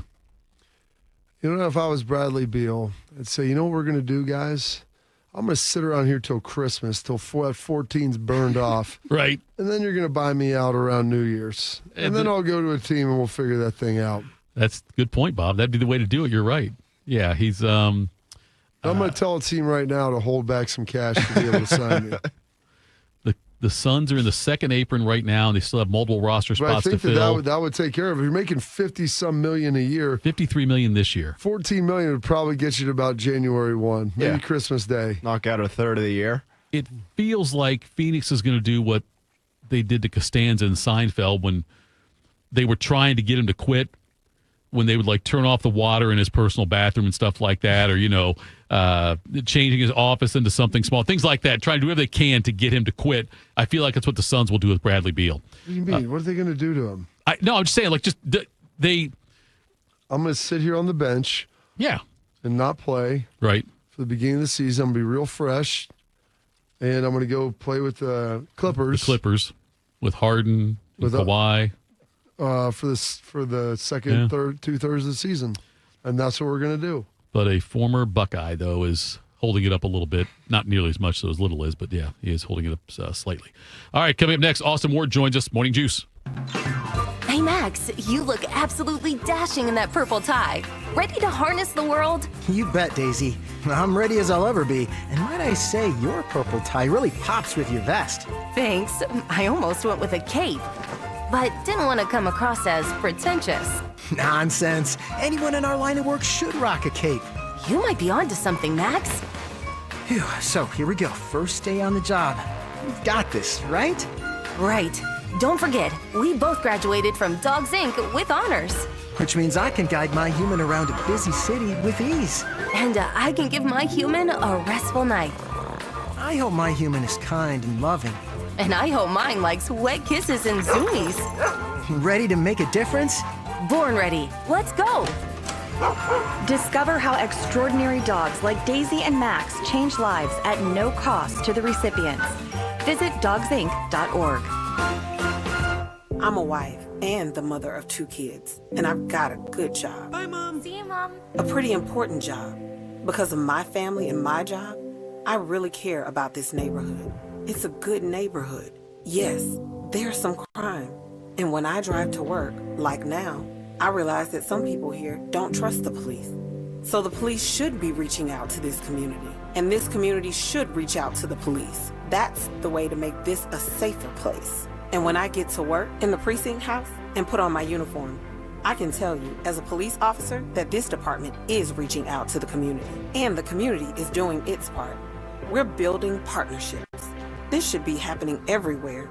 This is how we can all be safer. Get involved. Start the conversation. Start the conversation and help stop crime. To learn the 5 things you can do, go to ncpc.org/prevent violent crime. A message from the National Crime Prevention Council and the Bureau of Justice Assistance. In honor of all those we've lost to cancer and those still fighting and thriving, like basketball analyst and cancer champion Dick Vitale. I want to beat cancer. I'm going to beat it. That's no doubt in my mind. I'm going to win this battle. Defeating cancer will take all of us. Join our team to help fund game-changing research that saves lives. At the V Foundation, V is for victory over cancer. V is for victory over the odds. V is for victory over health disparities, victory over setbacks, victory over the unknown. V is for victory over giving up. Don't give up. Don't ever give up. Donate to the V Foundation to join our team and help save lives. Cancer can take away all my physical abilities. It cannot touch my mind, it cannot touch my heart, and it cannot touch my soul. 100% of donations fund game-changing cancer research. Donate now to the V Foundation at v.org. Bobby knows what it's like to be a winner. Tito knows what it's like to be thrown out of an all-you-can-eat buffet. You're here 4 hours. This is Morning Juice. All right, Morning Juice. Working on Austin, see if we make that happen. Bobby, in the chat, Porchview brought up watching the East German swim team in the 1970s. We were talking about the alleged kissing juice earlier. And I think it was Norm Macdonald had the joke, and we'd love doing Norm things. Go ahead, do your thing first. I'm sorry, go ahead. Well, exactly, because you just jump all over it off. You need a bank that truly values local businesses in this town and the opportunity to work alongside them as partners. Whether you're a small business or a large operation, Riverside Bank of Dublin has the right tools for the job. Riverside Bank of Dublin has the experience working in Central Ohio. They understand the business climate in our area and will help you reach your goals. Whether you need an SBA loan to get your business off the ground, a line of credit to keep your business running smoothly, or an equipment financing package to get your business up to scale, Riverside Bank will tailor a solution that fits your needs. Visit them at riverside.bank or stop in and get to know them at 6300 France Road, Riverside Bank of Dublin, member FDIC, equal housing lender. All right. He is one half of the podcast that we have here on our radio stations, or I'm sorry, 10 TV Plus, I guess I should say. But Austin and Berm, their daily podcast, The Beat with Austin and Berm, is available on 10 TV Plus on the app. You can download the app today on Apple TV, Amazon Fire, or Roku. But they always have a great content out there. And now he joins us. Austin, good morning, and thanks for taking the time to talk to us today. I'm curious. We're talking during the break about Matt Campbell saying that the players for Iowa State had to have a number of them took pay cuts this year. Did you ever think we'd be at that point where we're talking about a major college football, I should say major, but a Power 4 college football program talking about players taking pay cuts? Well, I'd like for Matt Campbell to actually be able to back that up with real information. And I hope, Tito, that we get to this point where, because look, it's Big 12 media days, and there's going to be ACC media days where people are asked about NIL, and Big 10 media days and SEC, and they're all going to say the same thing. We had guys who could have left for more money. They love the culture here. It's established. Ohio State can say that as well. Like, everyone will say that, and there's no way to validate this at that point. So I'm not calling Matt Campbell a liar. That's not the way I'm meaning to bring this up. But I don't know what else he's supposed to say about it when people are asking these NIL questions, and we don't have contracts that are available to confirm. We don't have NIL Go in place to validate the deals that are in place. I mean, I'm sure that the best players at Iowa State could have left for more money or used more leverage to maximize their earning elsewhere. And I think that that's true for every program in the country. So, I do feel, Tito, like it's a new world where we have to adjust to all of these conversations and the contracts and house settlement and revenue sharing. But what I'm hoping happens is that in 2 or 3 years, A, we don't have to have these conversations about players looking for more money elsewhere.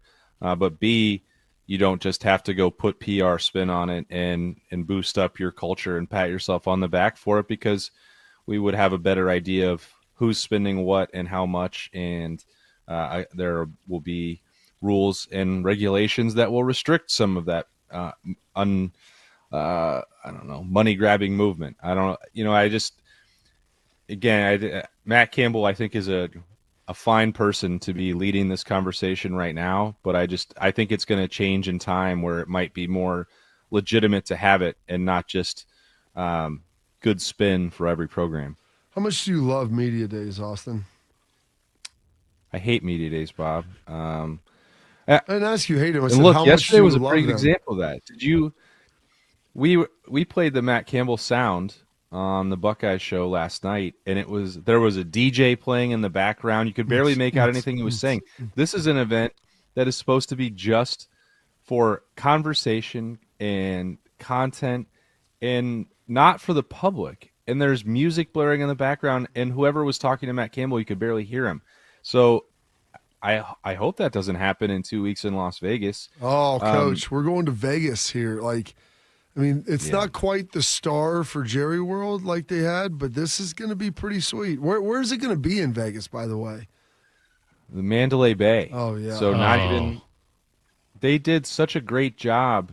Honestly, I mean, there are things I would certainly – and for some reason, the surveys that I fill out for the Big Ten, they never take any advice that I pass along. But the one thing they did best was having this actually on a football field at Lucas Oil Stadium the last couple of years. It felt like football was back. It was a good backdrop. It was good for TV, which I know is super important to Tony Petitti. Having it in Las Vegas and then putting it in like a conference room at the Mandalay Bay is really a buzzkill. And I know that I'm a press box snob, Bob, and I know it's not news to you that I don't like the formats of these events, but even something as simple as like only allowing 3 players to go prevents you from putting a wider spotlight on your team. I looked at the Big 12. They've got like 5 and 6 guys on some of these teams. Yeah, and I tongue in cheek, I called it a snub because if you only are allotted 3 spots, then Ohio State is taking the correct 3.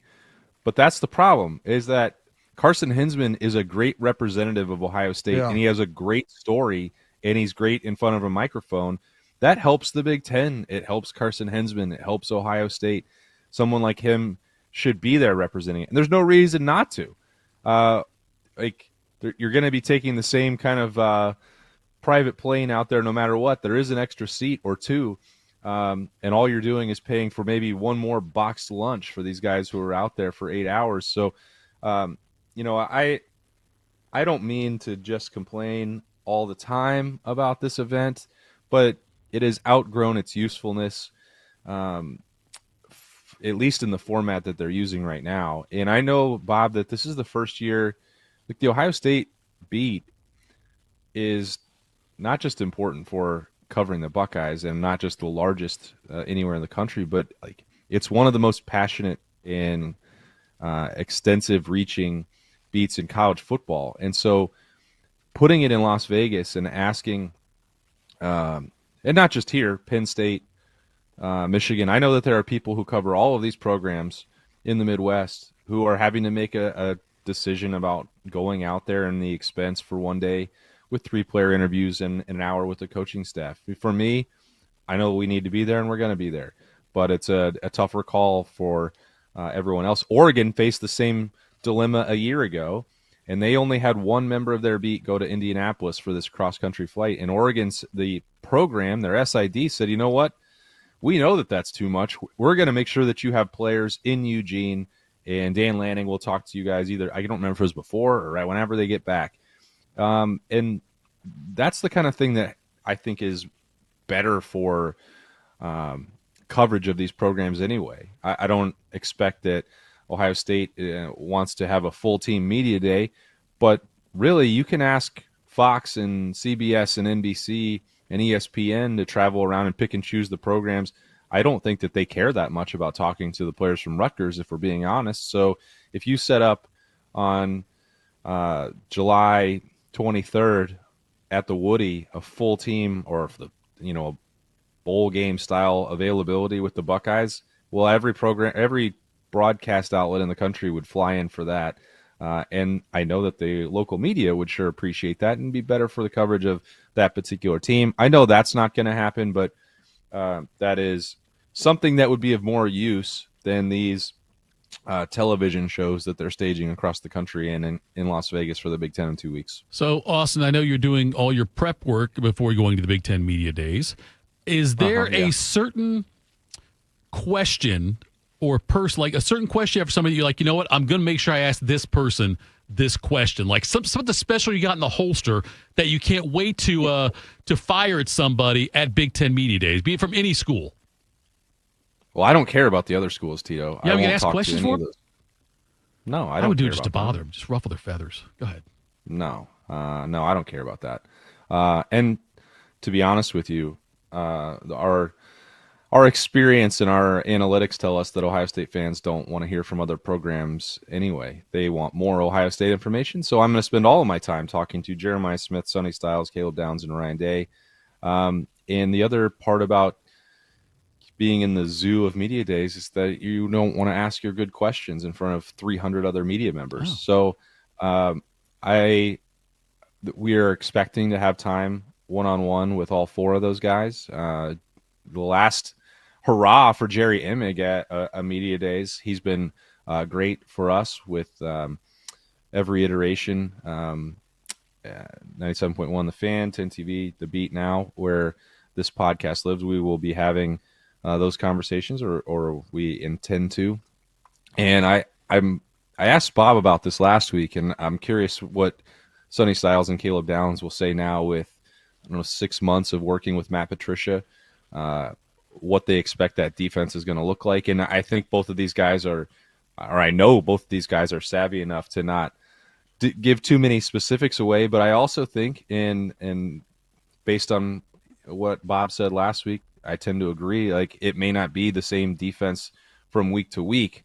What does that like to operate in a world where if you're Sonny Styles or Caleb Downs, your responsibilities might change significantly based on the opponent from week to week, and how does that fit in with the rest of their defense? These guys are two of the sharper football minds that you're ever going to be around, and so I think there's going to be just a flood of attention around Jeremiah Smith for good reason, of course, and I think that might open up opportunities for more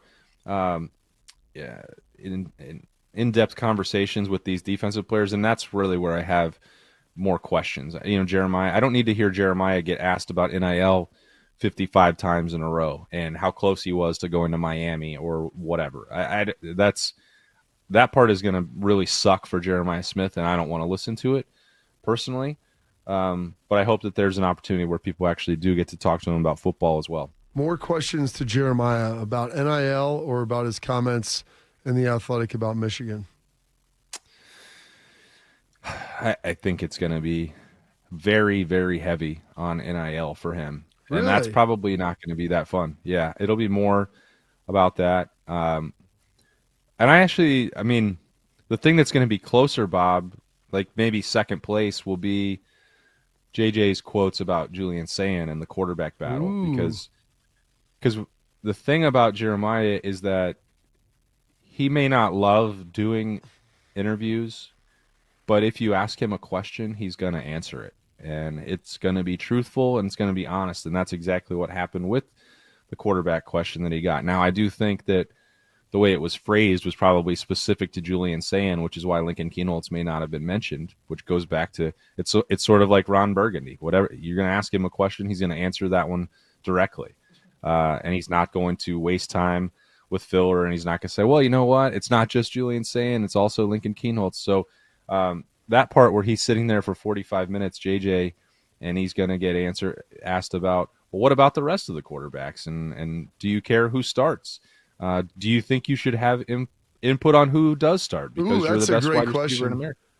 Like, I think I do think it would be interesting to see how he would answer that question. So maybe, Tito, that it would be the one for your question for me that's in the holster. I don't want to necessarily – I'm not there to create uncomfortable situations or headlines all on my own or try and make news myself. But I do think that is the kind of question he will get asked over 45 minutes, and that answer might be the most revealing of any. I think Ryan Day should have leaned into this quarterback thing like Deion did. Deion took two quarterbacks to media days. Could you imagine if Day had taken Sayin and Kienholz to media days? Yeah, I think Purdue did that, or either Purdue or Nebraska did that as well at Big Ten media days. Because, like, well, we don't want one to have to answer questions about the other, so they're just both going to be there.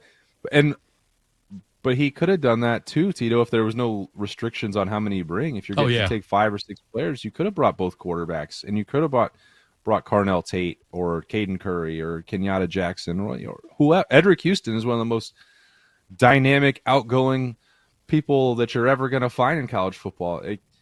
Why would you limit any of this? It doesn't make any sense. That you're also only having a third of the teams go per day.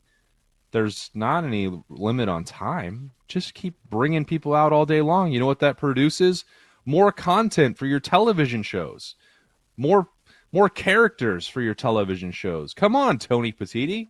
Get it together. Yeah, the cap on 3 is I was looking at the Big 12 list yesterday, and some of the schools are 4, 5, and then I saw a couple 6 bangers in there. I'm like, I was like, I don't know. I just always thought they brought 3. I didn't realize it was a rule in the Big 10. And so that's Tony Petitti, you think, that's issuing? Maybe you should ask Tony Petitti that. That's the question. Why are you limiting schools to bringing 3 people? And don't tell me it's time. We're here for 3 days. Yeah. They've stretched this thing out to the point where, again, like if it's in Indianapolis, the people that might be sticking around for all 3 days to cover these teams, they all exist in Columbus, Ohio, Ann Arbor, Michigan, and Happy Valley in Penn State, covering Penn State. Like those are the 3 media beats that are going to cover all of college football. You know, this morning we're talking about Matt Campbell in Big 12. I guarantee you there aren't a lot of other radio markets in the country who would be spending this amount of time. Maybe the NIL comments move it a little bit differently, but we know how much passion there is for college football in Columbus, and there's a bottomless appetite for it. And I think making it more difficult to provide that is a very strange decision. And I hope that this Las Vegas thing is just a 1-year aberration. Super excited for the heat out there. It's a great time to go visit the desert. I was hoping that maybe like Brett Bielema would just go sit out by the pool, maybe crack a few cold ones and do his interviews out there. And that would be nice. I think I would do that if we've got the option between a conference center and the pool. I think I'd go out and just hang out with Bielema and shoot the breeze out there. If we get any of that, maybe I'll take eat my words and take it back, but I bet we don't. Based on your pigmentation there, I would warn you, just wear a lot of sunscreen. It's going to be 110 in Las Vegas today. Oh, nice. And up close to 110 for the next 10 days for the highs out there. But it's a dry what's heat. it in Indianapolis, Tito? It's indoors. Perfect. Yeah, it's perfect out there in Indy. Yes, you could go there. You're right. All right. Thanks for the time, buddy. We appreciate it. Are you on the Buckeye show? You're not on tonight, right? But you're on the rest of the week?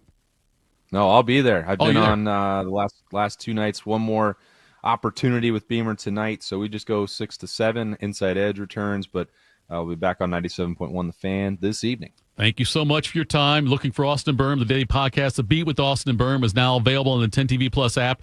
I'm not giving Bobby a chance to make the joke by asking which half of Austin and Berm you are, but thanks for the time, bud. We'll talk again next week. See you guys. All right, you bet. Check him out on the Buckeye Show tonight with Brandon Beam from 6 to 7 right here on The Fan, 97.1. I should say right here because we're here-ish.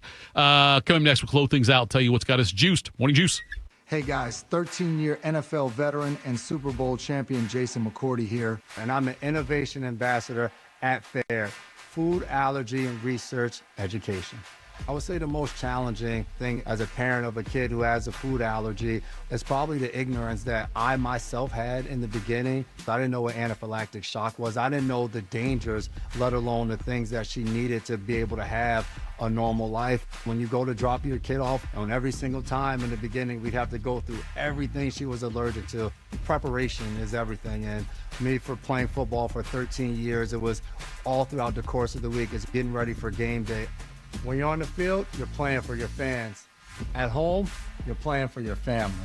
My playbook, read labels, keep it allergy friendly, and have an epinephrine nasal spray as a backup plan. Because when my family's safe from food allergens, that's the real victory. Visit foodallergy.org to learn more. You know a thing or two about the moments in life that matter.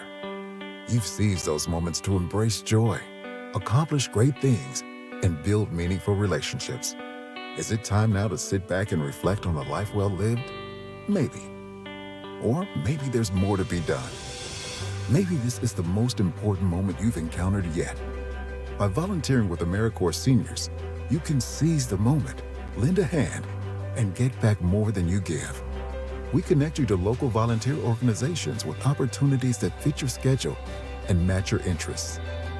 Through AmeriCorps Seniors, you can support people in times of need and make your community stronger. You can become a companion to your older neighbors, brightening their days with friendship. You can even become a mentor for young people, serving as a role model and enriching their lives. Are you ready to seize your moment? Visit AmeriCorps.gov/yourmoment and get started today. Around the world, Children International, and friends like you are giving children in poverty a chance to grow and thrive, to be healthy, to succeed in school, and achieve great things. How do we do it? In the best way possible, by helping ensure access to healthcare, nutrition, and educational opportunities. And most importantly, by empowering youths and their families to get out of poverty and into employment through life skills, computer, and job training. The very tools they need to break the cycle of poverty and build futures full of promise. Because every child deserves a chance to realize their full and best potential. Learn more about how Children International is empowering children and families by going to children.org today. That's children.org. Attack and dominate. You're locked into Morning Juice. Sponsored by Riverside Bank of Dublin. Here's Bobby and Tito. Oh, Bobby, we made it. The final segment on a Wednesday. Coaster Bob now in our rearview mirrors. And we'll close things out like we always do. What's got you juiced? Sponsored by Billiards Plus. Find your next grill and everything you need for the master griller. Billiards Plus on Dublin Center Drive in Dublin. Sources have told me, and I've confirmed, Bobby, it is Wednesday, which means you get to lead us off. Yeah, that's good. What's got me juiced today?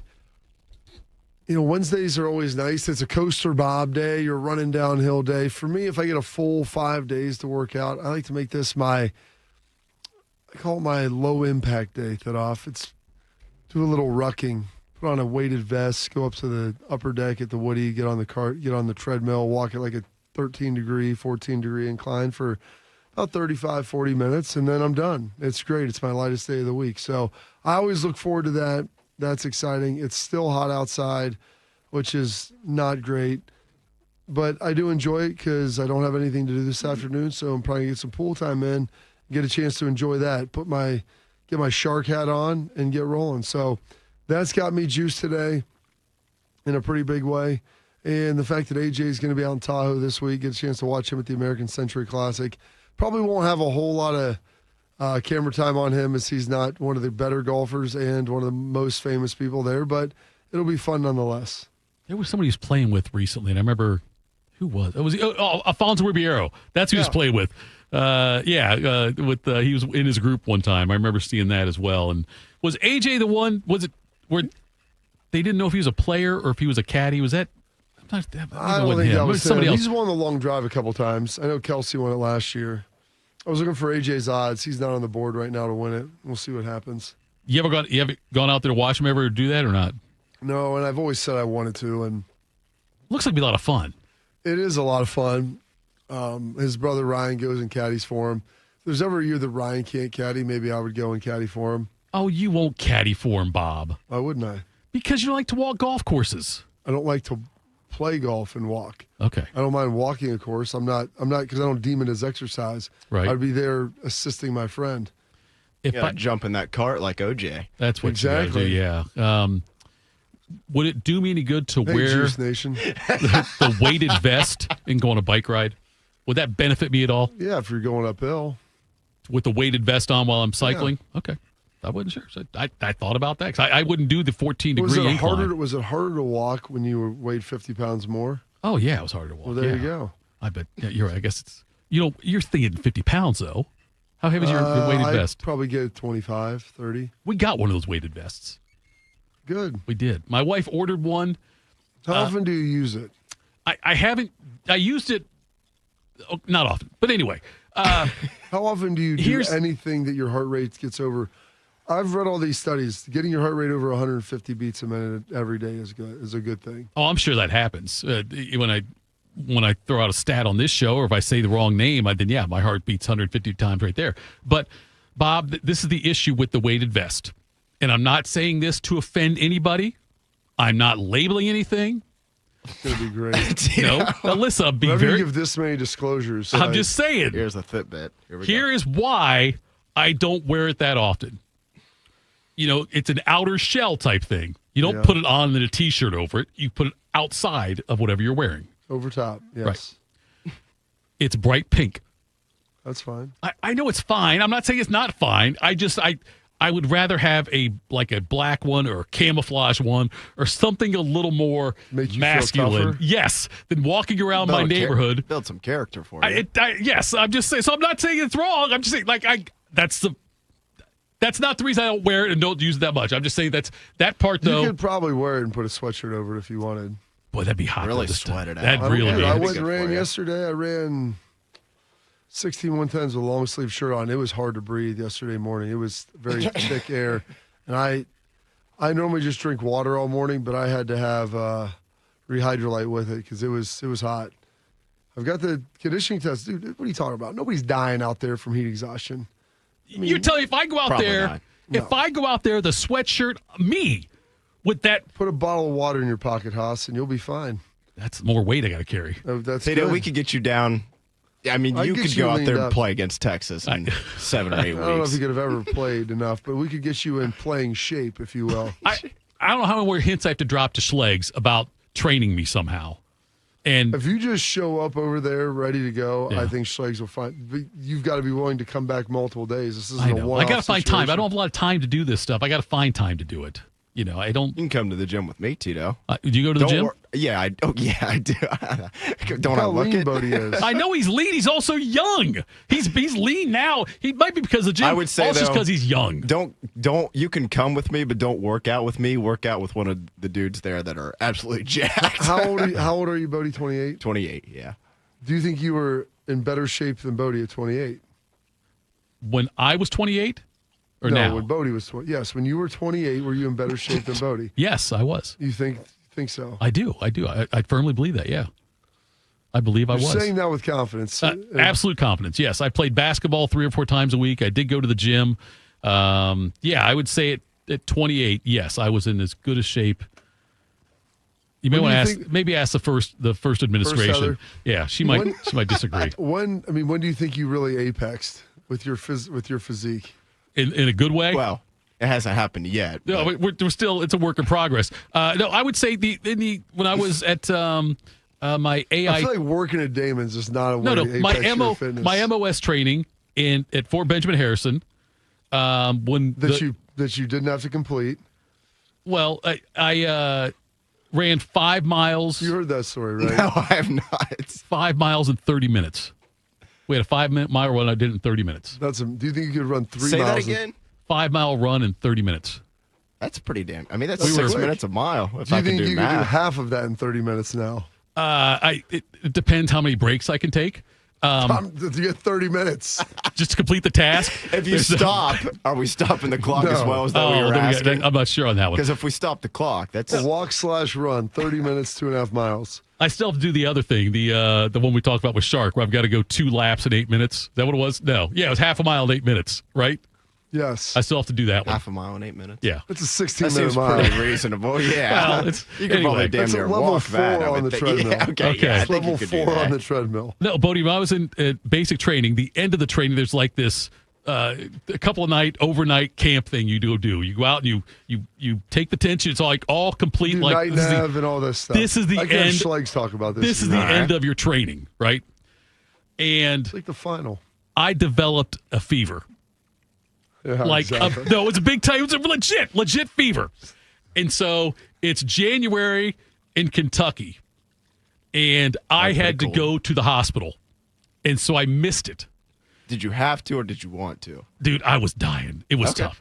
I wasn't there. I'll take your word for it. The worst part, when you're in the hospital with the Army like that, they literally wake you up every 2 hours they make me drink like this huge thing of ice water. Good. Every 2 hours. So what for? Just hydration, just basic hydration. Trying to keep the fever down, stuff like that. Yeah, hydration stuff.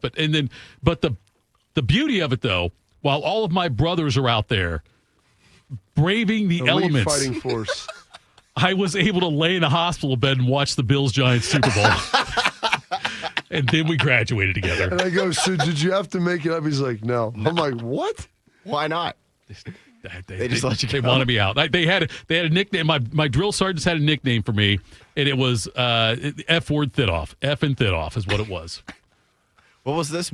Army? Yeah. Army? Yeah. There's a movie called Stripes And I feel like he may have been kind of similar to John Candy's character. It was where they filmed it, and I also ran the same obstacle course John Candy did. It's good. I was in there around Christmas. I got an extra day off to be with family because my job in the Army, I was a journalist. I was a writer. Public affairs reporters, what they called us. But anyway, so obviously these guys are out there, infantry. These are all like big-time jobs and all stuff, and I'm a writer. My drill, I got made fun of that by my drill sergeants, but drill sergeant Pramos was his last name, and he was married and had extracurriculars. And because I was the writer, he gave me extra time if I would write poems for him to give to his extracurricular. Now, I'll give him credit on that. I'm not a poet, okay? What I did was I took a bunch of the cards my girlfriend at the time would send me and just pretty much copied what Hallmark said in my own handwriting and gave it to him. I got extra day off for that. All right. Quick. What's Slay's got to say? I'm sorry, Vody. Sometimes it's okay to pump the brakes. It's okay to get off the caffeine. 2 doses of pre-workout, a Monster, and some coffee is probably enough to get you through your day. Probably make your heart explode as well. Yes. Guys, I'll be quick here, real quick, since we're kind of pushing up against the clock a little bit. Saw this yesterday, went home, took a nap, woke up, slept till like 3 o'clock yesterday. I was really tired, but nevertheless woke up and saw this from Brad Stevens, the president of basketball operations for my beloved Boston Celtics, talking about Al Horford. He said he thinks it's unlikely he will be coming back. He said, quote, "The only reason I haven't talked about Al is because it's not final. I could probably talk about Al my whole press conference and not say enough, but I don't want to speak in absolute terms with until an ultimate decision is made, but I think it's unlikely he comes back. There are some rumors he could join Golden State or the Lakers, or he could retire. I pray he chooses retirement over choosing one of those two teams. I'd hate to see him, especially in the purple and yellow. That would really piss me off. But even if it happens, a lot of love for Al. Was a huge piece of the championship team last year, or 2 years ago now, I guess, if you want to say it that way. Shout out to the 42. Tito, what's got you juiced? What's got me juiced? I love telling that story, and I forgot all about and I'm glad that at least one person hasn't heard that story yet. Got me thinking about Drill Sergeant Pramos, and look, the 30 minutes, 5 miles, that was legit. That's really legit. The drill sergeant that just came out, there was a group of us hanging out. He said, "Come on, guys, we're going for a run." There were like 6 of us. It went through running, and then it was that dude was insane. He was like Ranger trained and all that stuff, and he was an absolute beast. But anyway, so got me juiced on that, and now I guess I'll go out and wear the pink weighted vest and walk around the neighborhood today, maybe with a sweatshirt and a bottle of water, and I'll put on the bracelet my wife got me, the DNR one that she makes me wear sometimes when I go out and work out with anybody else around me. So, all right, that's it for us, folks. Thank you all the juicers for chiming in today on the chat and being here like you are every single day with us. We really appreciate that. We'll be here again tomorrow. Morning Juice. When it comes to protecting your business, whether it's your staff, property, or assets, don't make a crucial mistake by contracting companies that provide subpar and unprofessional service. What you need is a security partner known for their unwavering professionalism and unnatural liability. You need Event Risk. Event Risk is a U.S.-based, veteran-owned company that not only specializes in on-site guarding, but also offers armed security associates and executive protection agents. Event Risk, elite protection for your peace of mind. Hello, my name is Eric Rose, CEO and founder of Event Risk Security Services. We are a U.S.-based, veteran-owned company providing protection services and consulting to Fortune 500 corporations, movie studios, celebrities, and high-net-worth individuals. If you're tired of fluff margins with low compensation for poor quality security officers and an endless revolving door of vendor staffing, then give us a try.